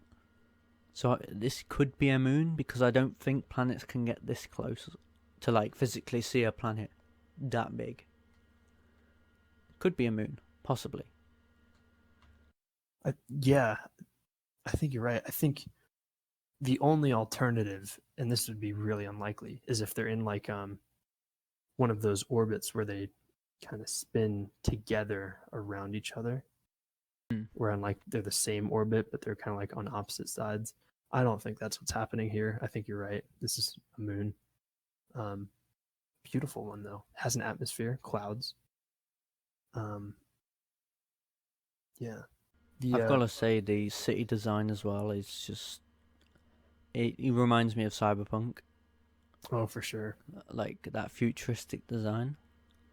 Oh, it looks so good. At first I thought it was under construction, but then I thought, no, that has to be architecture. Yeah, it is. It reminded me a little bit of Coruscant in Star Wars. Just those huge buildings. I can't wait to explore that city, and I hope that those huge buildings have interiors. I know it's probably not realistic to expect them to, just because of how big it is, but it'd be really cool. Yeah. There's even birds, so even alien planets have birds. That's nice to know. Yeah, that's right. We every planet has still has pests. It seems. You're not a bird person. They're like we have in the UK. We have like pigeon infestation. They call Oh them no. rats with wings. Rats And with wings. I like that. God forbid you go to the beach. Seagulls will steal your food. Like even if you're with it, they'll just come and swipe your food. Like they are hostile. Seagulls are an international pain in the rear. We have them here too. They don't care if you've got your food ready to buy into it. They'll come and steal your food. Well, hopefully these birds aren't that annoying. I Hopefully, hope we can shoot them out of the sky. yeah, like test our revolver skills. Like do Yeah. that Red Dead Redemption thing where you point your gun in the air. Sometimes you can accidentally shoot a bird down. uh, I, I think the birds in either Skyrim or Fallout 4, if you look at the models close up, they look terrible. Yeah, So it's gonna be interesting. Like they could have like mechanics where like your equipment can be like things can snatch your equipment, like make it a pain in the ass to that'd be really cool. wait. That's probably a realistic thing to expect Yeah. because the disarm shout in Skyrim. Oh, I hate that shout. You gotta go pick up your sword off the ground.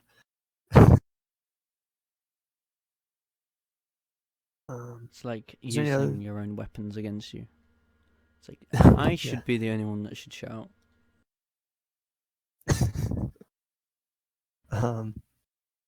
Oh, and the trees here.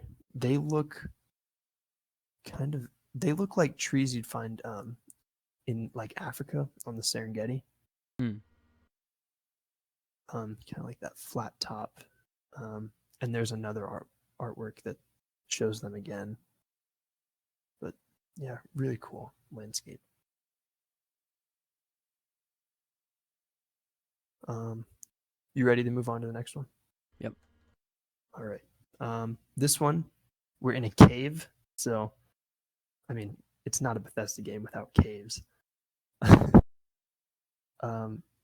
There are two astronauts, and their armor is pretty cool. Their helmets reminded me of Crusader helmets, like the Crusaders way back in history. They have kind of a blocky look to them. Like some hazard suit or something. Yeah, yeah. That could be it because the cave also looks kind of gassy and misty. That could be toxic. I bet you're right. It's like in Skyrim, in certain Dwemer ruins, there's like gas, and if you use a flame spell, it would ignite it, and then you damage yourself because you've just ignited the gas. That's a really cool mechanic in Skyrim. Is that in the air? Yeah. Like it's in the first Dwemer ruin. The story will send you to, and there's a room just full of gas because the dwarves use gas for their lights. And some of them are faulty and they're leaking gas. So you use the flame spell and it will ignite it. That's amazing. Huh. I knew about the like gas on the floor, the kind of sheeny stuff that lights up. I didn't know about the just airborne particles that blow up everything. You like your vision in like the gas areas. Like you can like IRL, you can like kind of see gas, like the way it moves, or Yeah, like heat from a radiator. You can tell it's like that. that's neat. Well, hopefully we get something similar here. The other thing I noticed, I didn't really see many other people picking up on this. In the rock of the cave they're looking at, there is an object kind of embedded in the rock. Do you see that? It's Which corner? on the right side, about middle height. The person is like pointing their gun right at it. Oh, I see it It's now. just Yeah, this yeah. kind of bulbous thing sticking out of the rock. And if you zoom in on it, it is definitely man-made. And it's probably significant. They put it in the trailer. So that's kind of cool. It's about the size of an ostrich egg, I think.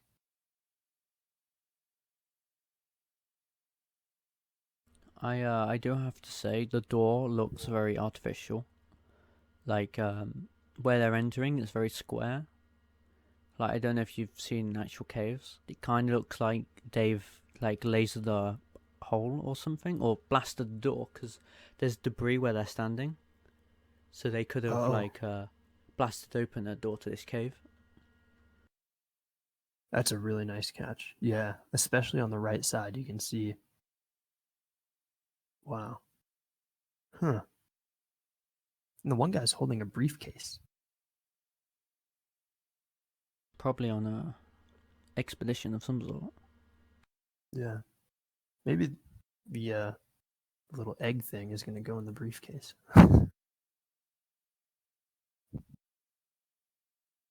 um, so if that's all we have for that one, then we'll move on. This might be my favorite concept art that we saw. I love this one.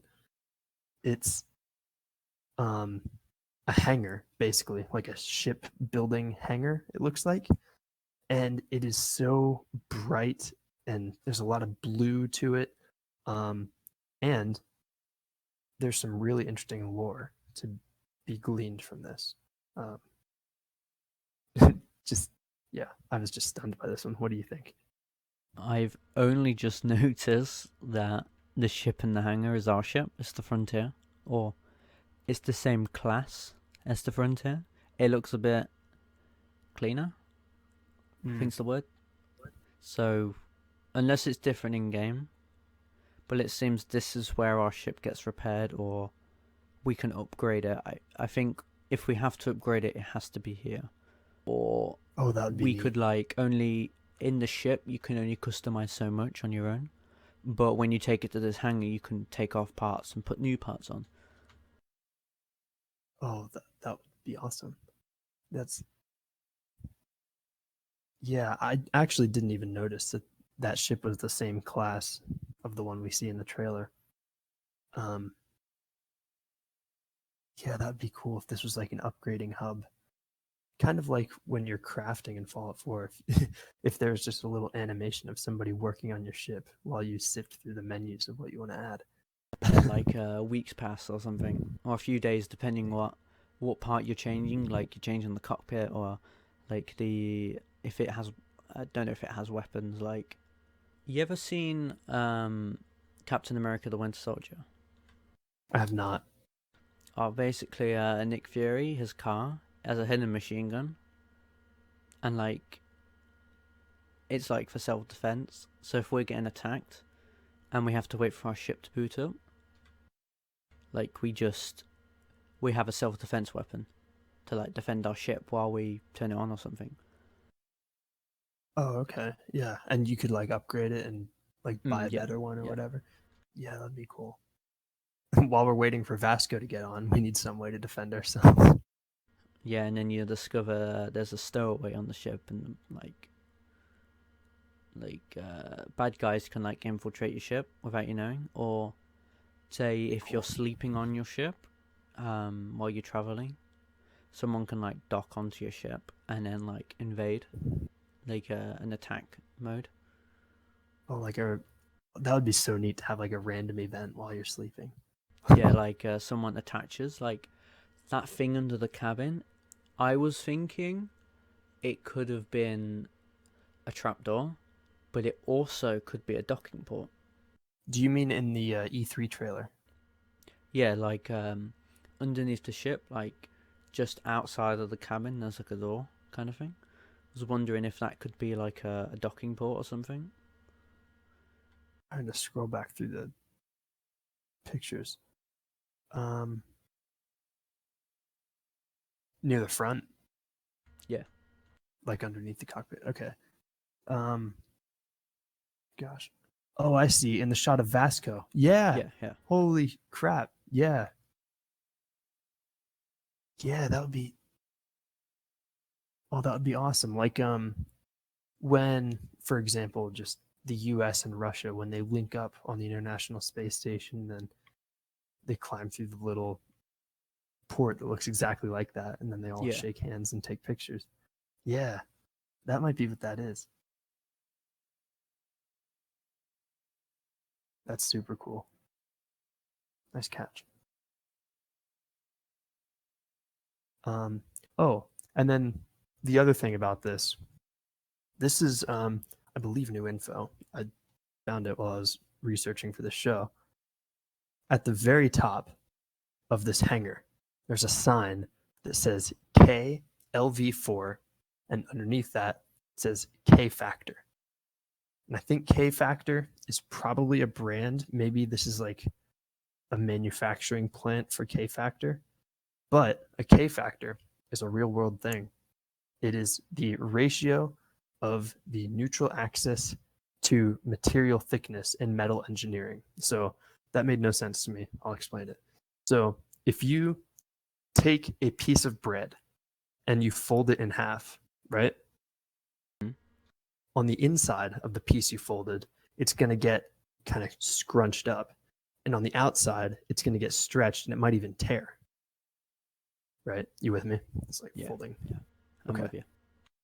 So there's a point in the middle where there is no contraction or stretching, just because it's like a gradient of force being applied throughout the thickness of the object. The K factor is kind of tells you where that is. So I'm sure that helps in ship construction somehow. I don't know how it applies to Starfield, but it's very interesting. Yeah. I think, well, it says level 4. What if this is just one of many hangars? Like in a kind of like apartment block kind of thing with different levels? Because it says Oh, yeah. H3 at the back, but then there's a 2 on the left side of the screen. So I wonder if that's the beginning of the next hangar. And then there's an emergency number, like at the top left. Oh, yeah. That looks like a phone number. Let's test it out. Oh, should we actually? Should I do it live on the show? It's just some pizza place. Okay. Can you read out the numbers? I think they've purposefully like knocked off half the numbers so you can't get the full number out of it. Oh, darn. That would have been great. Yeah, that's not a full phone number. Like, and Alright. there's also like there's a medic sign like just behind the ship. There's like a room. It's like medical. Maybe we can get patched up there. Is that on the first level? Yes. So like at the bottom. Oh, yeah, I see it now. Missed that too. You've got an eye for this stuff. Wow. I'm usually never this good.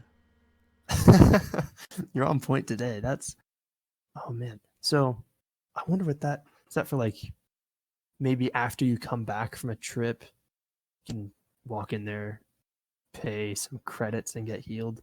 Like, Well, didn't someone say they're going to their more traditional like RPG routes? So I'm wondering if you prep badly for this, you're gonna have a bad time. yeah, that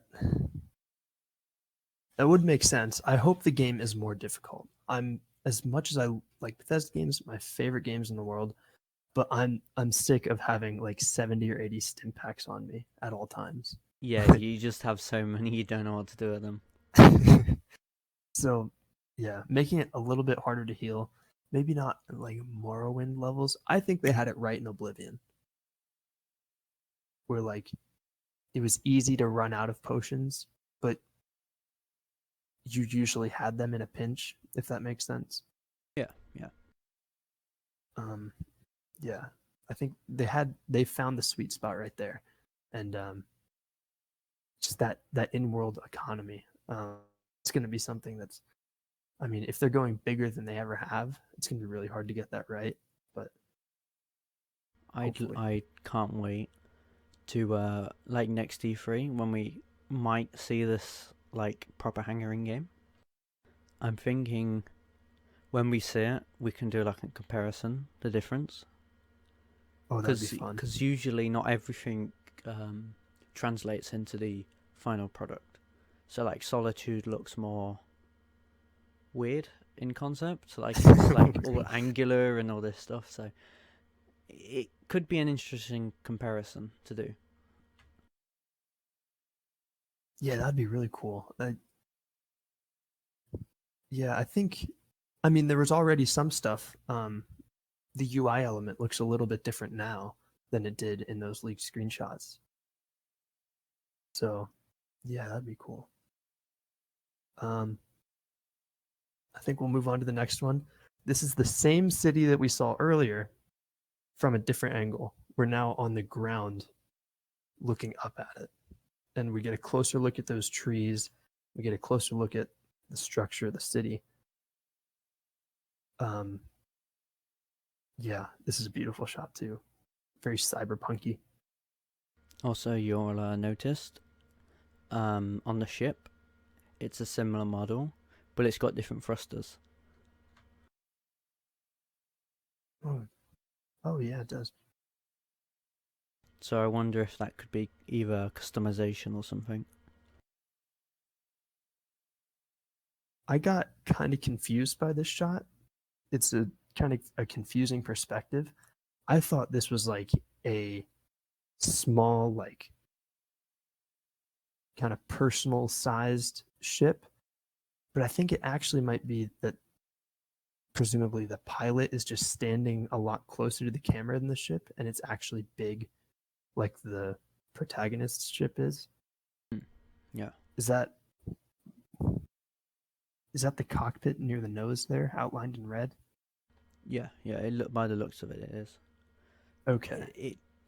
The overall shape is about the same, but it's got different thrusters. So unless it's not our ship and it's just some ship that's like a similar model, but even like look at the top where the trapdoor was in the our player ship, the Frontier. That's got landing gear instead. So, but then on top, there's like looks like a docking port on top instead. So I wonder if you can like, when you change parts, like a docking port will like switch. And I think it's also worth noting whatever that red and white symbol is on the wing or on the engine. Could that maybe be faction emblem? It kind of looks like a 7. Yeah, it does.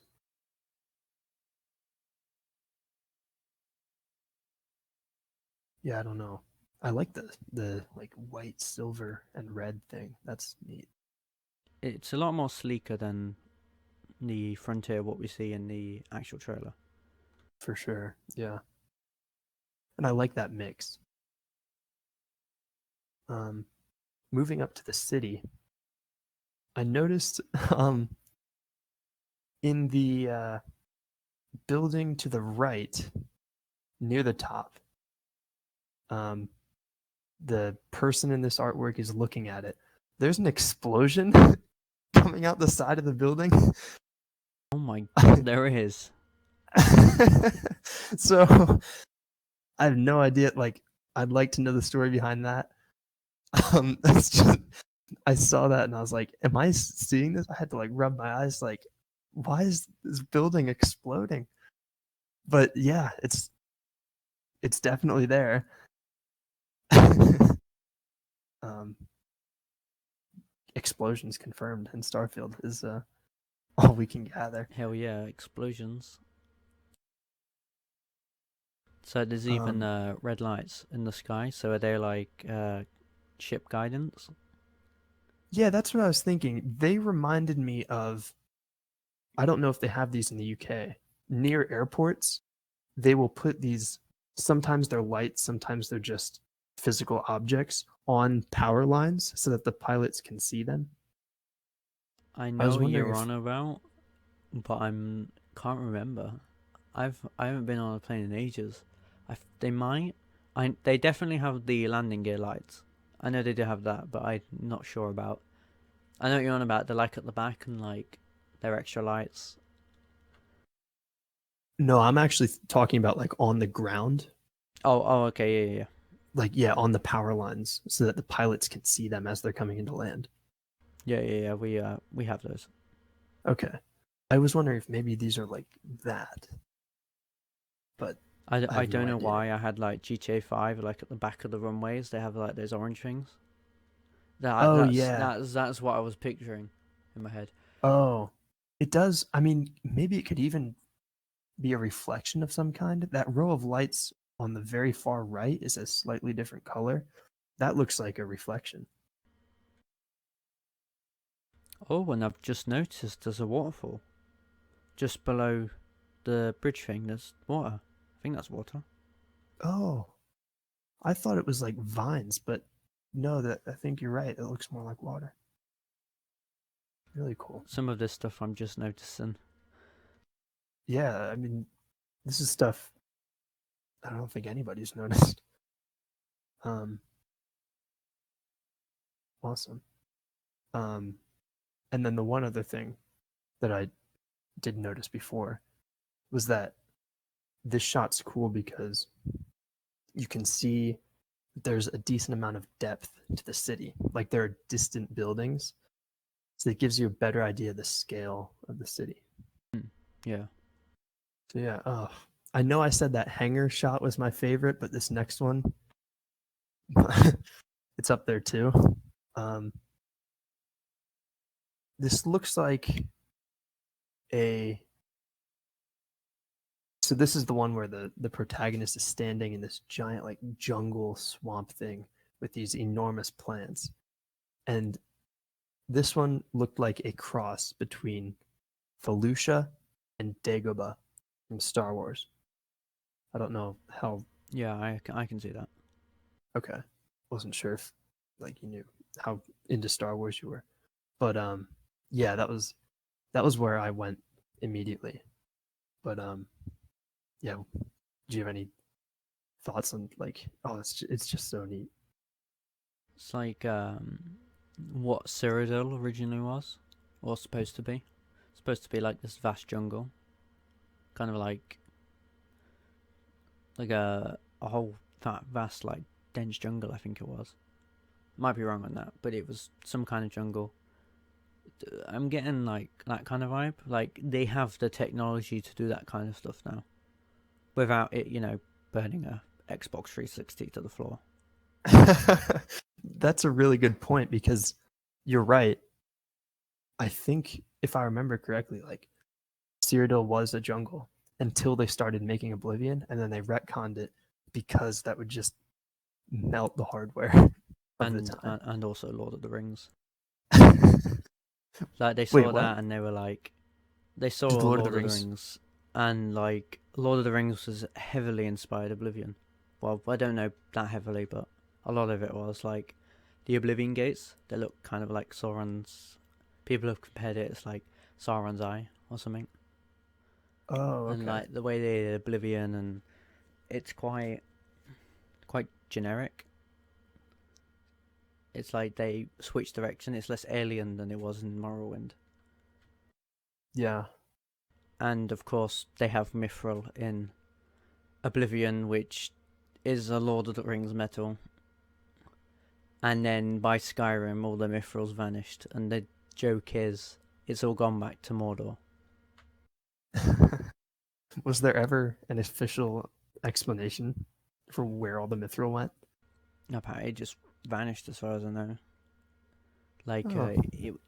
they wrote it in. There was a dwarf that made tools out of Mithril. And then there was Mithril armor and like weapons.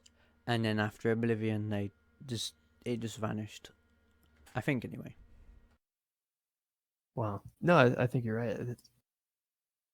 I hope they don't. It's Hope they stay a bit more consistent in Starfield. It's like they added in Tribunal, which was the first Morrowind expansion, that had adamantium in it, which is famous for being in Marvel because it's Wolverine's skeleton.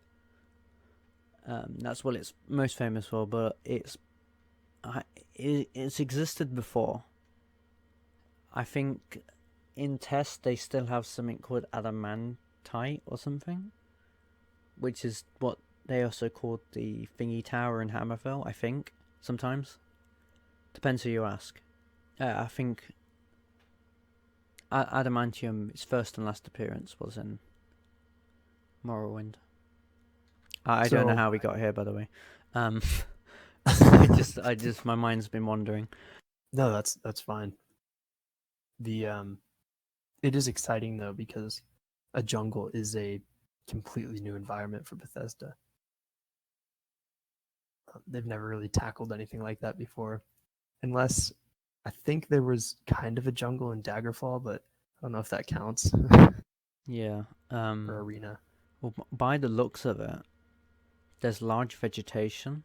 That's like something you would have seen in like prehistoric times, like the age where there were like man-eating insects, kind of things. Because I don't know how many people know, but insects used to be a lot bigger.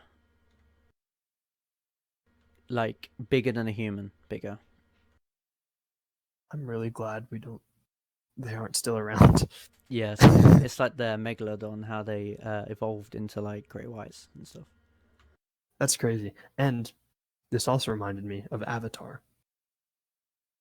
Yes, I see. The blue people now movie. You bring it up, I mention, and like, I see that now. Yeah, which is kind of ironic considering an Avatar game was also announced at E3. But I digress. So I think if that's all we have for that one, this one is another super cool one. This is a city. Now, if you don't mind, I might jump now to the letter that Emma made. Yes, that's fine. We can move on to that. Okay, because I think it's very relevant to that artwork, and I'll explain what I mean by that. So, do you have the letter handy? That's at the bottom of the document, isn't it? Yeah. If you want to read it, go for it. Okay. United Colonies logo at the top. SysDef, I'm guessing that's HUD. Logo below. Below it to the left. UC Vanguard logo. Below it to the right. Urgent I can't say that word. Please be on alert. Pirates of the Crimson Fleet have extended far beyond the Crick system and have established footholds in the Sagan, Chavni. I'm baffled on that Cheyenne. one. I only know that Cheyenne. because there's a city in the States with the same name. Lunara and Narion systems, both SysDef and the Vanguard, are committed to ridding United Colony space of these parasites. That's an interesting word. This is clearly no longer just a 3-star collective problem. Also, be advised that the Crimson Fleet is not a single organised entity or faction. Rather, it is a loose confederation of individual captains, all organised under the same banner. Shown here as a symbol, or Jolly Roger, they've adopted. Anyone displaying that symbol is assumed to be associated with the Crimson Fleet and can be terminated at will. Crimson Fleet logo here. Any questions should be addressed to Lieutenant John Tuala. I probably said that wrong. And Mast for the Vanguard, and Commander Kibwe Ikandi. I've butchered that. Aboard the UC Vigilance for SysDef. ... I didn't have to say that, but I wanted to. UC Fleet Admiral Pascal Logan, Master Military, Administrative, and Scientific Triumvirate, New Atlantis, Planet Jerryson, and Alpha Centauri. So there's a lot there. And I've But butchered a bunch of it. those are, I wouldn't be able to do any better. There are 4 factions, 6 systems, and 3 characters that we learn about in this letter. And it's really exciting. So the United Colonies sounds like kind of like, to relate it to the Elder Scrolls, maybe like the Empire, kind of like a central organization that kind of governs a large part of the galaxy. It sounds like. There's the UC Vanguard, which I think would be like another Elder Scrolls parallel, maybe like the Blades, kind of like a protectorate force for the United Colonies. That's just kind of what I'm getting from this. And then there's also MAST, the Military, Administrative, and Scientific Triumvirate. I don't know how you say that word, but that also seems to be a subset of the United Colonies. So we have all that. There's the Crimson Fleet. Now, the Crimson Fleet sounds like they're going to be like pirates or raiders or bandits, what have you. Not a single organized entity or faction. Loose confederation of individual captains, all organized under the same banner. This reminded me of Star Wars, the Confederates, the Separatists. That's kind of the same thing, where it's just all a bunch of systems who are only really united in their common enemy, which is the Republic. Kind of somewhat similar thing here, perhaps.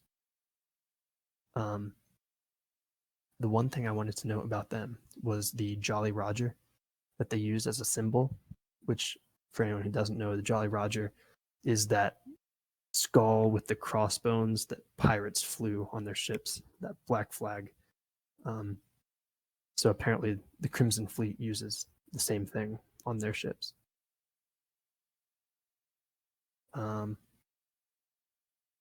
And then we have Freestar Collective. That's just kind of randomly name dropped, and I have no idea what that means or what it is.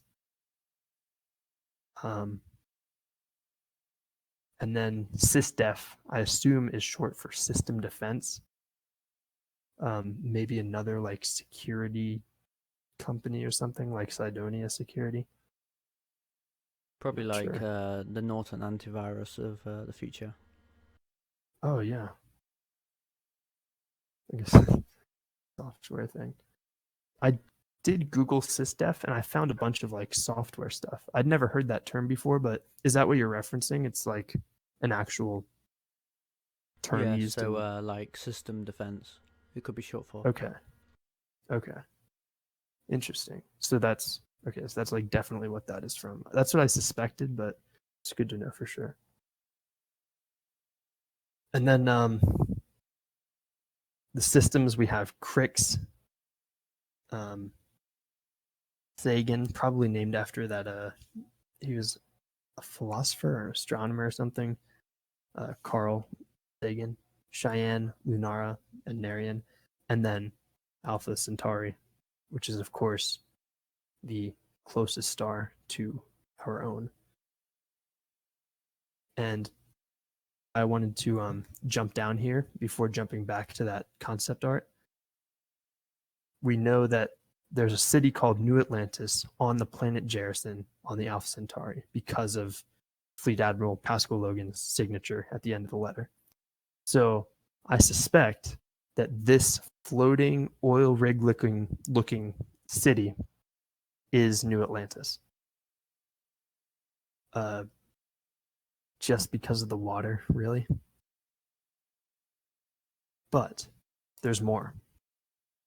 So I know I'm going on and on, but there is one planet in the Alpha Centauri system that is potentially Earth-like. And it is called, I will tell you in a moment. It is called Phaethon, Phaethon. And artist renditions look exactly like Earth. Continents, green continents, blue water, white clouds. And I think that might be where this is. That planet, Phaethon, could be Jerison. But that's just a theory. It's kind of built like an oil rig. But it very well could be New Atlantis.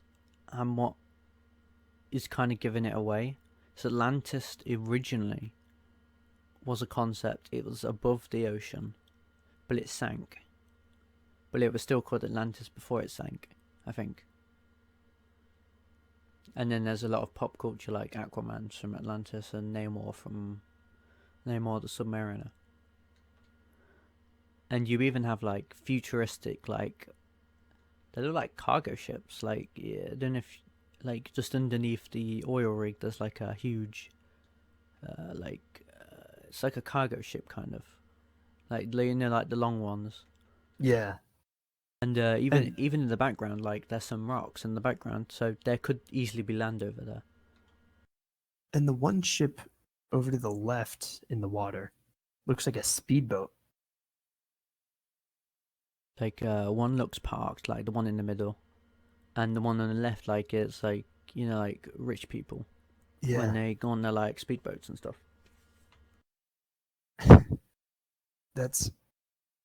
I like that point because the city, the brightness in it, some of the colors that emanate from it, it gives me a vibe like a rich, like, party casino type of atmosphere.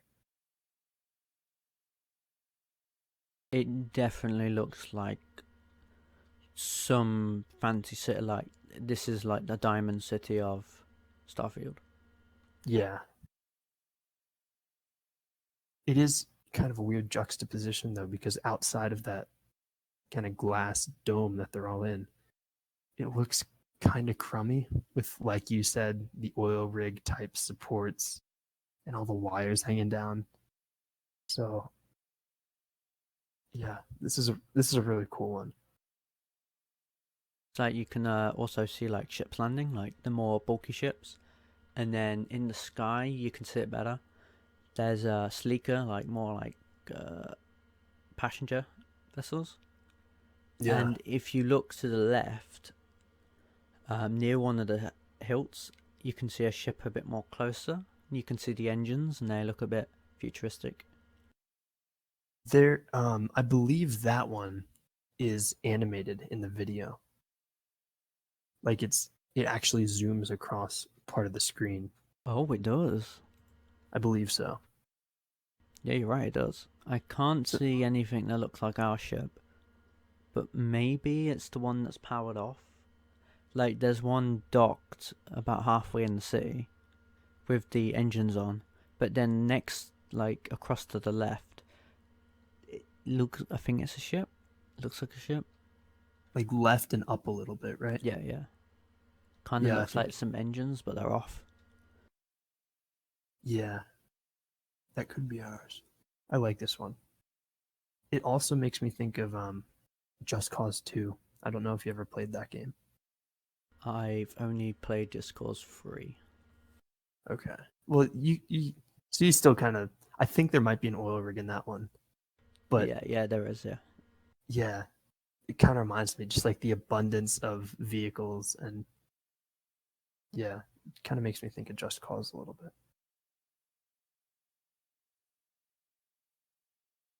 The next one, the most Star Warsy artwork that we got. This one, so it's like oh boy, it's like a little trading outpost that looks like, I mean, like I said, it looks straight out of Star Wars, there are snowy mountains in the background. It looks like Nima Outpost on Jakku from Star Wars, except obviously in the like Himalayan setting. There's like some drones flying around on the sky. You've got like kind of like there's like a wall or something in the background, and then you've got like windmills. I think they're windmills anyway.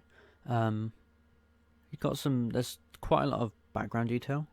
Like even at the left, at the side, you can see more windmills. Well, if they even are windmills, but there's a lot going on in this image. There is. I like this one. The windmills really throw me off because they look like the contemporary, like you see on wind farms. Like has that really not advanced in 300 years, and as we became intergalactic, like that's kind of curious to me. And also the wall for sure, like the fortifications. That's really interesting touch, and I assume it kind of wraps around that mountain there, and we just aren't seeing the whole thing. Otherwise, it would be kind of pointless. But yeah, cool little, a lot of activity going on. There's a vendor stall at the bottom near the middle. Probably like an in-game vendor, I assume. There's I don't know if there's like this orange thing like near the middle to the right. Like I want to say it's like a shield of some sort, like a mechanical defense kind of thing. It's really hard to tell, but it kind of looks, it's like glowing orange and looks interesting. Every time I look at that thing, I think it's a TIE fighter wing, and then I have to remind myself that it's not. It's not Star Wars. Disney will sue us if we say it's Star Wars. It's like that thing I said. I'm jokingly calling a lightsaber. If they have laser swords, they're gonna call them laser swords, or something BGS have made up, because you can't just call it a lightsaber unless you're a modder. But then even then you're a liability of being sued for it, kind of. I don't know how aggressive Disney is with this stuff. From what I've heard, they are very aggressive. Well, laser sword is. That's a shame because lightsaber is such a great term. It's like there's so many theories. Like they're saying lightsabers are impossible, and then people have made DIY lightsabers that are like blowtorches, but like they glow and stuff. Like there's a DIY person who's, it's a bit off topic, but he manufactured his own lightsaber, and the way he did it, it's the only way to physically do it was like make like a blowtorch kind of thing. And that's basically what his lightsaber is. It's like a bunch of Did it actually cut stuff? Yeah. Wow. I'm pretty sure it does. It's really cool. That is cool.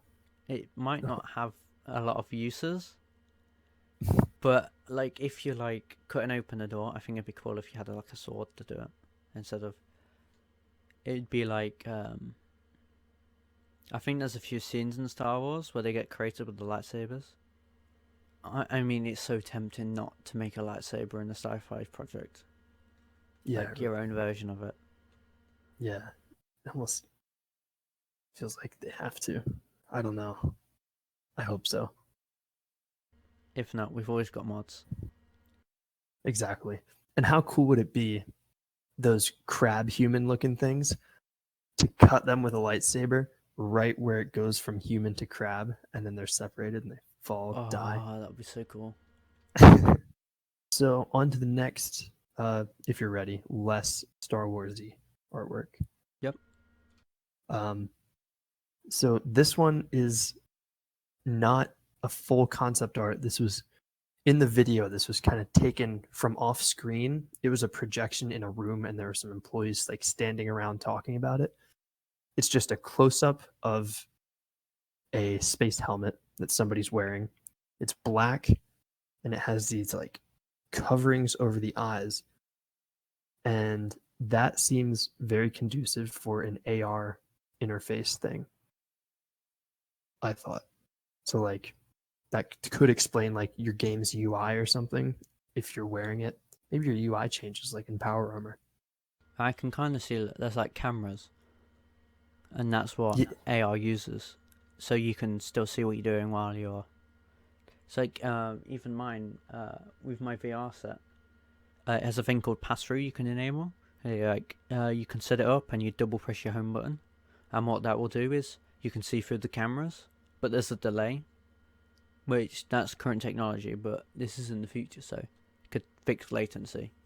But you know where you're in your room, so you can reposition yourself if you have to. Oh, that's neat. Yeah, I mean that sounds really similar to what this might be.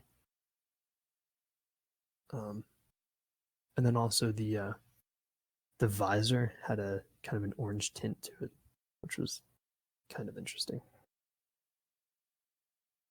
It could be an insulator of some sort. Like different colors can absorb different types of light. I think I might be wrong. Probably wrong on that. Could be like radiation protection too, maybe. Yeah. Like I know certain colors are used for certain things, so it could be something maybe to block sunlight. Maybe some planets have stronger, like some planets are really hot.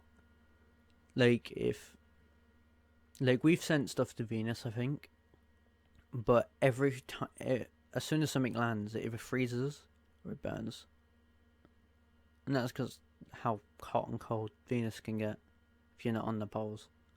And like right now we don't have anything to land on Venus, but maybe one day we might have an artificial material or something that can withstand that heat or convert that heat. I don't know, something. We could be seeing anything right now. Like the color could just be a color, but it also could be something to do with protection or, you know. For sure. I mean, there's those like tubes in the back that are kind of connected to the helmet that lend some more credence to like that environmental protection thing. Yeah, that'd be cool. Very in depth. Again, the detail. That's kind of the overarching theme of just everything we've seen so far. Oh yeah, definitely. The next thing we see is this is really remarkable.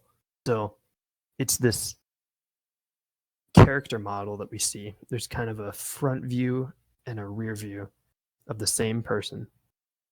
And there are 3 iterations. And in the video, it fades from one iteration to the next and then to the last one.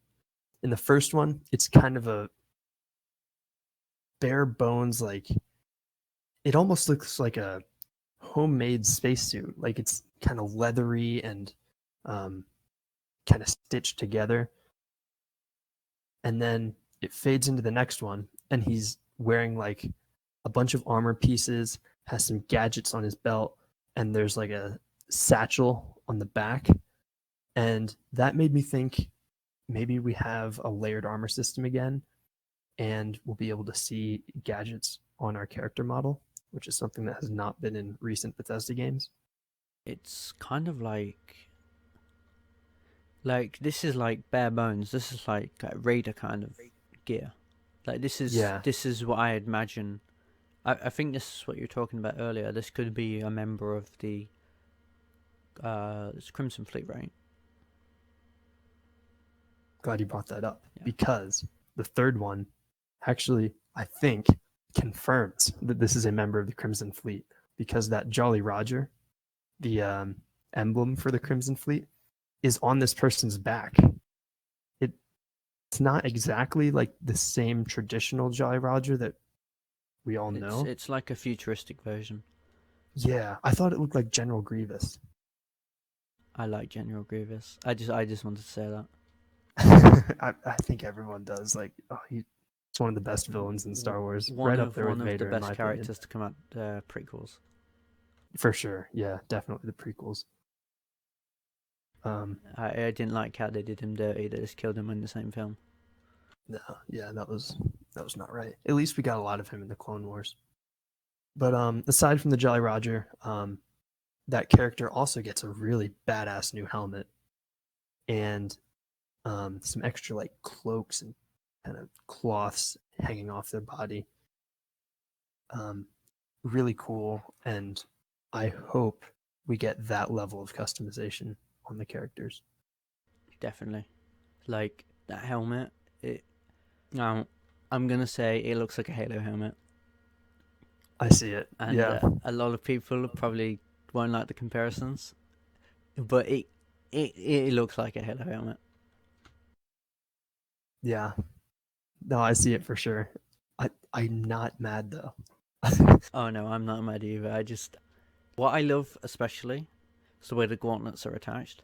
Like, they look like proper seals. Like, how spacesuits would work is, like, the more modern spacesuits, not like the ones they used in like the 60s where they were like one piece. With the gauntlets, you put them on separately, but then they latch on and like pressurize, like kind of seal shut while you're wearing them, and then that will protect your skin. Because I think how space works is the moisture escapes your skin if you're exposed in space. I think I'm probably wrong, and there's a bunch of people complaining at me. But That sounds terrible. because I think in a lot of really old films there was a superstition that your head would explode. I'm pretty sure that doesn't happen. It makes for funny comedy, but I'm pretty sure your head won't explode. It would be more like Guardians of the Galaxy, the way they freeze in space. Oh, okay. Like when the moisture's coming to the surface and they're icing over. Kind of like that. And it's slow and painful. Well, hopefully the Halo helmet protects us from such a fate. Like, That's if there's no not so fun. spacewalks, I would be disappointed. But I'm sure with mods there'll be spacewalks. But Yeah. I'm sure at some point in the actual game there will be some sort of spacewalk, because it's too cool not to do. It's such a nerd thing to do a spacewalk. Mm-hmm. Like, even in Call of Duty Ghosts, like, yeah, everyone memes about that game, but the space, like, design, the way when you're in the space, that is so cool. 0G. Yeah. That's cool. Like, you're working on a satellite, and then there's later where you use guns in space, and they're like special guns that can operate in space, because normal bullets, like underwater, won't work properly. They'll fire, sure, but they won't travel as far or as fast because of there's no air, so it's the bullets out of it's the bullets not in where it's supposed to be. It's supposed to be in a place of air. We're in space, and underwater, it's like, well, in space there is no air, and underwater it's like it's H2O, so it's got oxygen in it, but it's dense. I'm probably butchering a bunch of what I've said, but you know. At least, That's cool. at least I'm honest that I don't know what I'm talking about, and I'm just an idiot online. No, spacewalks would be a cool thing, and aside from COD Ghosts, which I did not play, I don't know of many games that do them, especially not in a Bethesda way of like being non-scripted and real time sort of thing. Yeah, Does Star Citizen can you do spacewalks in that? I think Oda would know. that was added. I think anyway. I've never played it because it's like the way you get ships in that game, you spend real money, and I'm like, I really don't want to invest in this, because people spend like a house worth of money on a ship, and I'm like, you could have bought a house with that money. What are you doing? I didn't know that. That's crazy. I'm not sure how it works, but I know people spend real money on ships.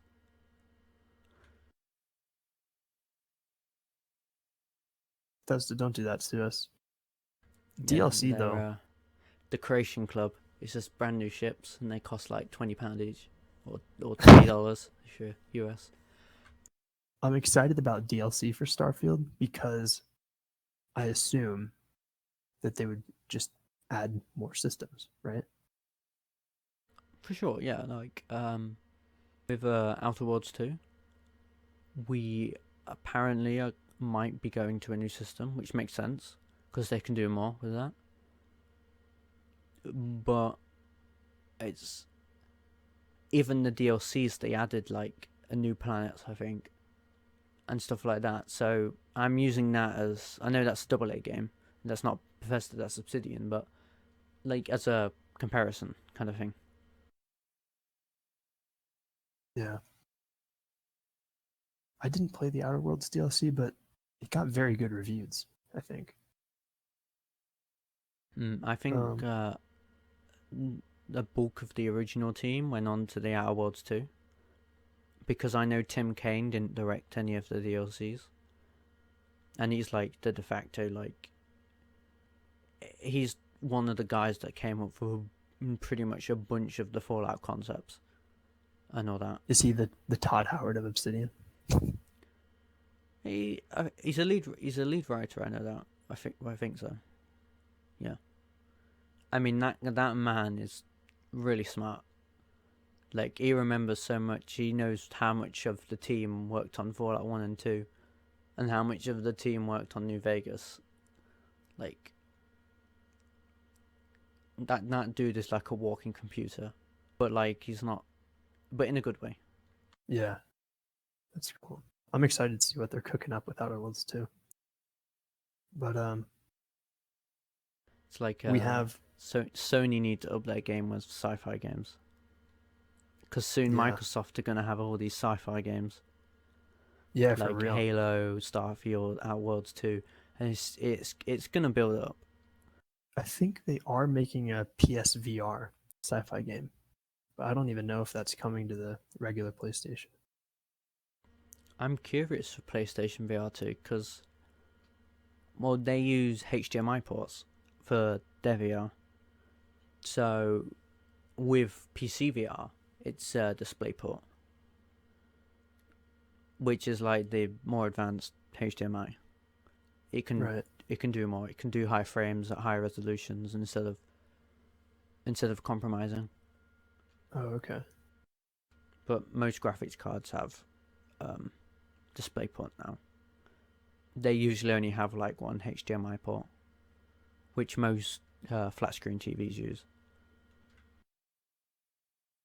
Like your Xbox and your PlayStation, they use HDMI because it's I don't know the specific reason, but there's a reason why they use it. Maybe because it's cheaper. That'd be my guess. Yeah. It might be something to do with a company, I don't know. It's whoever invented all this fancy stuff. I'm just an idiot online. I'm along for the ride. I just repeat what I hear, and I'm probably wrong. And there's like 50 people laughing, but I don't care. Don't we all? So we have one more thing to get to, and that is this Telegraph interview with Todd Howard. And there wasn't a ton of info. There was a little bit. He kind of dropped some vague hints about the tone, the level of sci-fi we're dealing with.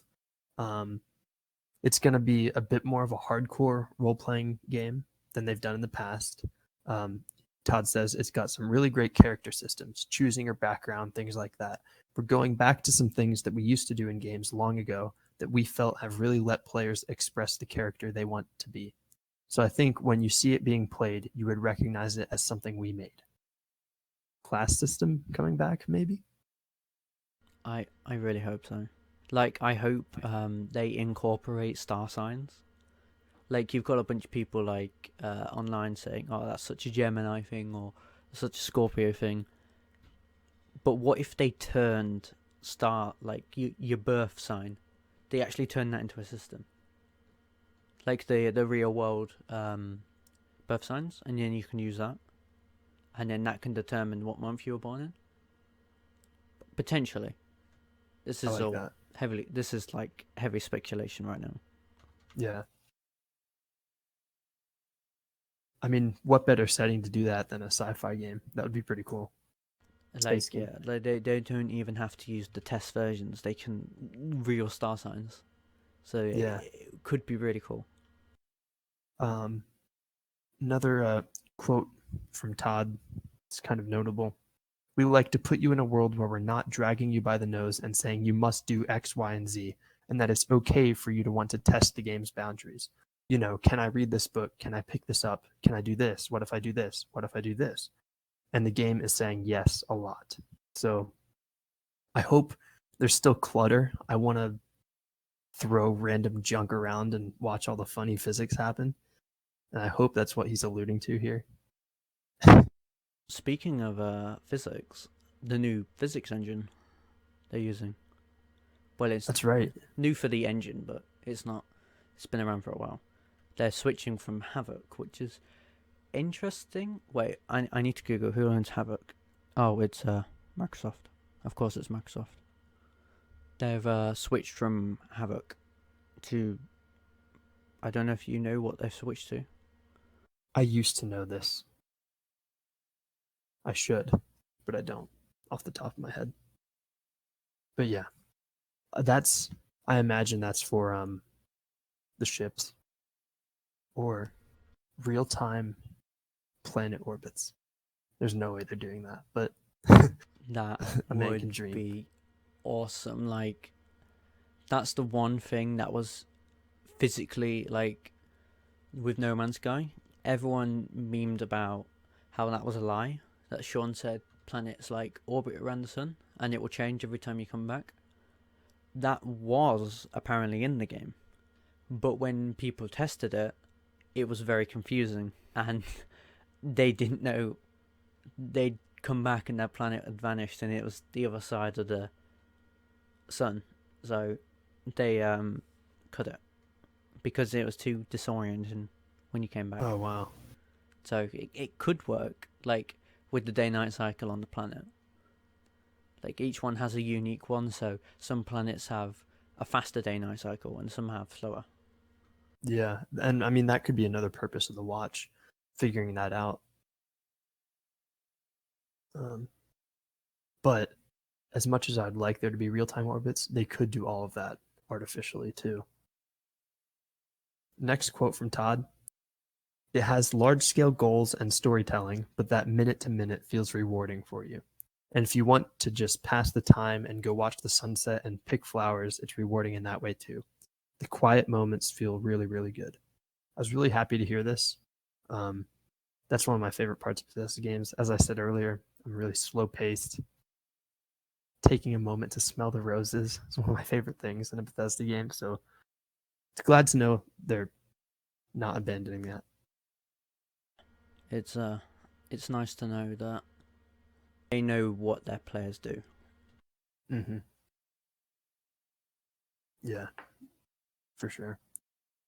The next quote: the trailer's visual aesthetic is grittier and more grounded than the more familiar. Or I'm sorry, this is not a quote. This is just what the article says.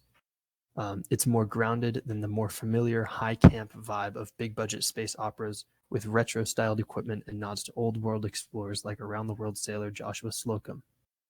Howard's long term artistic foil Istvan Paley coined the game's unique visual approach as NASA punk.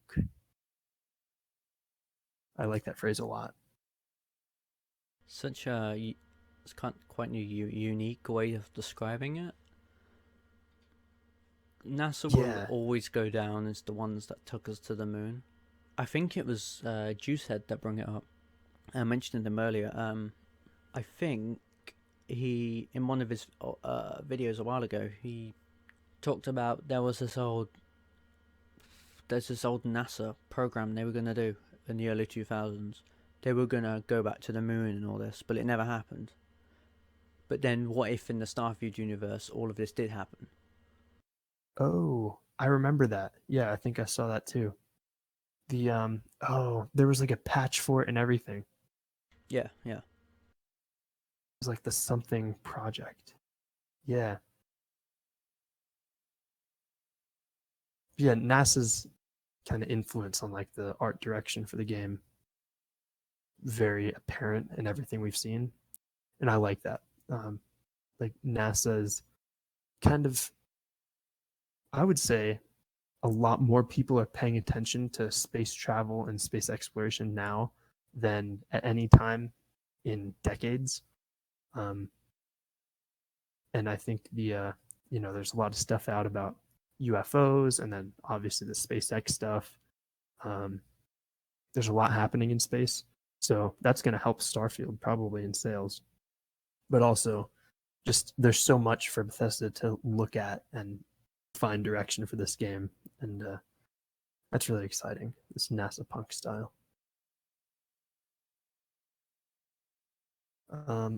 Todd's next quote. It's being able to play with something where the technology level and the logic of how humankind got to where they are. How do the people live? How does the equipment work? What are the rules of communication? You take it for granted in the game that you could communicate from one planet to another or some other remote thing, but we have the rules. No, they can't. That's going to take years. And then once you realize, you can be like, okay, you can use that to your advantage. So basically, it sounds like they've found a way to explain instant communication over light years.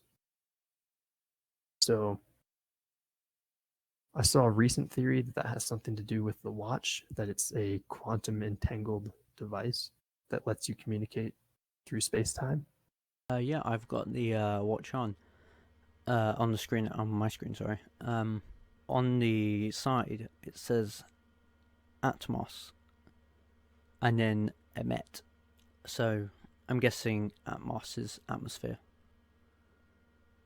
And then on the other side, on the right side, it says Statum, which could be anything. But yeah, like at the bottom you've got Chronomark. And it could easily be like modern day smartwatches. You can call people, can't you? Yeah, I think you can. Yeah, so like be basically like a more advanced version of that. But you can communicate like beyond your star system or wherever you are.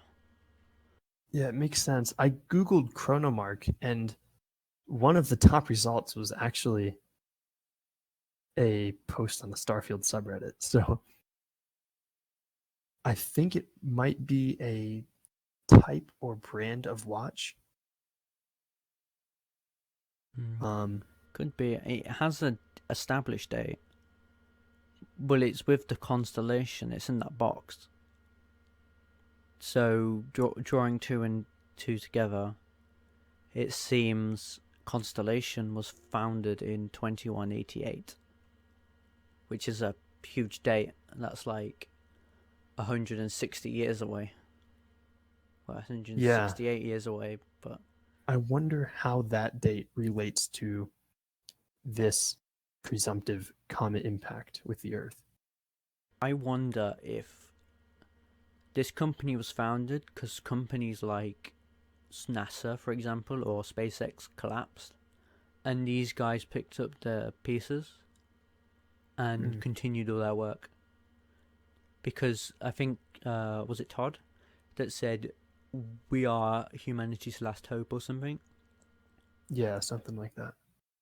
And we were going search. They said Starfield because, of course, it's like with Anthem. They said you're searching for the anthem of life, and it's like, what a way to use the title in the actual game. It's like you rarely in Elder Scrolls, they're actual objects, but for like the first 10 years, they never used an Elder Scroll or explained what they were. Like Oblivion was the first time they used them, and it wasn't even the main quest. It was the Thieves Guild. I didn't know that. I thought there were Elder Scrolls in Morrowind. Nope. Well, the actual title came along because when Arena became more than just an arena, like fighting game, what happened was they'd already printed Arena a bunch of times, and instead they couldn't afford to reprint all the boxes completely, So they added a subtitle, like a thing before Arena, and they added the Elder Scrolls. And then they didn't use them for 10 years. So, but in Todd's Skyrim notes, he's like, we should use the Elder Scrolls more. They're like the ultimate MacGuffins. If we write ourselves into corners, it just solves that problem. It's like, oh, we need to teach the Dragonborn this shout that can take down dragons. How can we teach them it when it's forgotten? Elder Scroll. It's literally a get out of jail card from Monopoly. I like that way of putting it. I wonder if there's going to be something like that in Starfield. Like, there's some MacGuffin that we're hunting. I have a feeling something like quantum mechanics might be that get out of jail card. It's like every writer, including myself, you write yourselves into corners all the time. And like, you know, in films when they have those really bad excuses to get out of these tough situations, and it's like, you can tell it's lazy. Yeah. It's that's what you have mythical objects for. It just solves a whole lot of problems that you write yourself into. There was with this Chronomark thing. Chronomark is an existing trademark that was filed in 2014. It is for, quote, standalone printers for use without a computer for printing labels, semicolon. Standalone printers for use without a computer for printing labels for perishable products. So I don't think this has to do with Starfield, but I hope Bethesda doesn't get C&D'd for their use of the Chronomark. Because it already existed. It's a pretty vague term. Yeah. Like, chrono, I recognize that from somewhere. I don't want to say it's like clockwork. I don't know why I'm picturing that in my head. It's it just seems very vague. It means time in like Latin or it's Greek. Okay, that's probably what I'm comparing it to clockwork then, because it's how they used to do clocks with clockwork. I think they used to have like gears and stuff in watches. Oh right, like the mechanical. Yeah. I used to have a watch that would like wind itself up as you moved your arm. I didn't wear it much, but like the more you move your arm, the more it like generates energy. It's like a kinetic. That's cool. Biologically powered. That's neat. I think that's how it worked. It like when you moved it, it like moved something and then it would like wind it up. Like it didn't take batteries or anything. I've still got it. I don't like wearing watches. Unless except that Starfield watch. I will wear that all day. Oh, for sure. Todd elaborates on the Starfield watch a little bit later. He says, it is a game, let's make no mistake, but when you build those things, you can lean in on them and they create their own vibe. There's a case in the trailer, which we discussed. It's a watch case, actually. You're part of Constellation, so you get this explorer's watch, and that's part of the identity of, how does this thing work? What does it do? What does it not do? Tone. A lot of it is tone. So he doesn't give any details, but apparently the watch has some sort of power to it. It looks very much like a smartwatch. I mean, it has the 4 main numbers of a clock, so your 12, 3, 6, and 9. I've got the image up now, but I think we discussed this when we were planning this, and I joked and it said, I bet the collector's edition is just a Fitbit. And I'm holding on to that. If it's a real smartwatch, I see it up to like £600 or dollars. But if it's just a Fitbit, I can see it being a standard 250 collector's edition thing. Yeah, I'm with you. just your classic. It tells time, but it's just for counting your steps. There are alien races too, but Howard won't disclose how they tie into the game's realistic grounding. He says, "There's a way we approach it, I will say that. And there are also planets to explore. How challenging is it to design an open universe versus an open world? The worlds of the Elder Scrolls and Fallout are large but relatively self-contained. The universe is, by its very nature, infinite." Howard goes, "Not necessarily. I don't want to set any crazy expectations for that.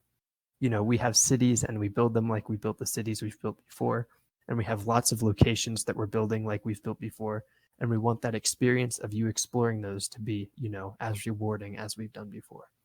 So this to me confirms that the planets will be a little bit like the Outer Worlds in that you can only explore a section of them, but I would imagine that that section will be much bigger.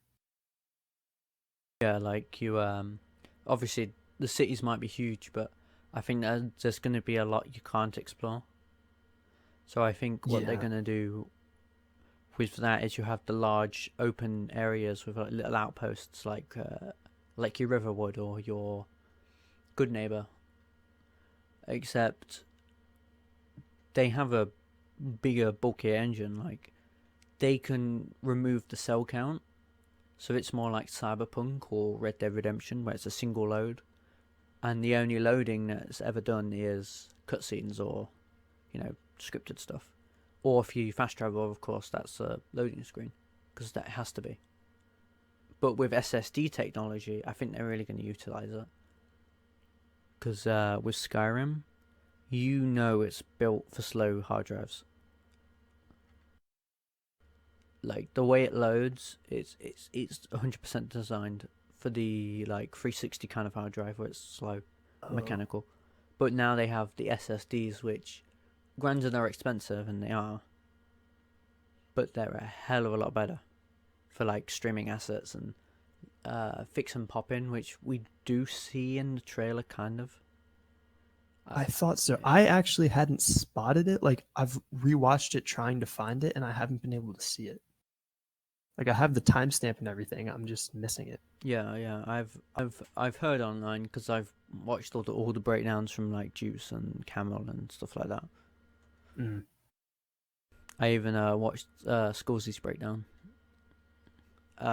Granted, a few days later, but I still watched it. So. I like, start with my Marvel, I like to be on top of everything. But there's a lot of stuff I miss, and there's a lot of stuff I make up on the day. So like when I go off topic, it's just me nerding out about something tiny and minuscule. That's fun though. I mean, that's exactly what we've been doing. Like we have table scraps of information about Starfield, and I have no idea how long we've been recording this, but we have to be recording for 2 hours. I mean, I might be able to chip off 20 minutes in editing. And then I'm really thinking of going all in editing and showing what we're talking about. And it's going to take a long time to edit. Like I'll edit the audio, upload the audio to Anchor, get that set up, and then I'll make the video for YouTube. But I'll try and put some effort into the video. Okay. If you're listening on YouTube, you'll see visual representation. If you're listening on any other platform, you won't see anything. And just, I don't know, play some games while you listen to us ramble about random Starfield talk. For sure. We've actually gotten through all the news, so I don't know if you have any closing remarks about everything we've talked about. But yeah. So we've managed to waste 2 hours of your life. Exactly. We hope to waste 2 hours of your life or an hour of your life every month, and then every week we will pester you with these podcasts. And I had an idea for how we close the show. I don't know if you put any thought into this. Not really. Okay. You can pick something basic like Star Wars or something. I figured we would end each show by recommending another science fiction work for everybody while we wait for Starfield. So it can be a game, a movie, TV show, even a like a music album. Um, so yeah, I guess I will go first. So Yep. the one I picked is a Netflix series, or it's on Netflix. Um, it is a 4-part nature docu-fiction called Alien Worlds. And this is really cool. It's kind of like Planet Earth or one of those David Attenborough nature style documentaries, but it's about like a foreign planet. So what I think they did was consulted like biologists. They found things on Earth that we find in like nature, and then they kind of extrapolated them like what would this look like in 170-degree weather, or what would this look like in really low gravity, and then they just throw a ton of CGI into it, and it is one of the most captivating things I've ever seen. And it's really really cool, and it made me really hyped for Starfield. It's called Alien Worlds on Netflix. um, yeah, I highly recommend it for Starfield hype purposes. um, Yzra, do you have anything? Um, Everyone should play Skyrim again, and Fallout Oh, 4. for sure. Like you should all play it 100 more times, and then Starfield should be out by then. I But don't know. I mean, the amount of hours I get out of each playthrough, I might only get 2 or 3 in. and you should all download my mod when it comes out. It's not gonna be stable, but what Bethesda game is stable at launch? That's a joke. Don't sue me, Todd Howard. No, that's right. Yeah, tell us a bit about your mod, because I honestly I know the name, but I don't know much about anything else. So yeah, definitely drop your mod. Not Well, drop. I'm planning to drop it mid next month, so we probably would have recorded episode 2 by then. Okay. But I've been slacking the past 2 days. I know that's a terrible thing to hear, but I've been doing a lot for Lorefield as well. So I've been a bit, Mm-hmm. spaced. I did the trailer, and I'm gonna be editing this, so I'm probably gonna push back what I'm doing. But there's not a lot to do. But what it is, I'm a huge fan of the dwarves in Elder Scrolls. I know pretty much all the lore off by heart. That's how much my life, that's how much stuff I have to do in my life is about nothing. And I really wanted to make a Dwemer mod, like a questline mod, where I can use the characters I made for the Elder Scrolls Online and expand my own little bubble, and like make something unique to me. Like, if you've ever played Tribunal, where it's a strict city and a sewer system, that's what I'm pulling from heavily. And that's the kind of thing I think that's going to make it unique, is someone who loves the lore. There's a lot of modders that love the lore, but I mean, like, I want to do something with the dwarves. Something that I'd want to see, but I know Bethesda will never do. Do you address the disappearance? No, I do not. That's the one thing I will not address, because I like it being vague. I like Todd's idea of keeping it mysterious. I'd love to know the true answers, but nobody does. Only Todd and the team who control the lore can really dictate what happens. So I'm doing my own thing with this, and I hope everyone likes it. I mean, a lot of it's gonna break because Skyrim was not designed for like large cities, and I'm really, really pushing it.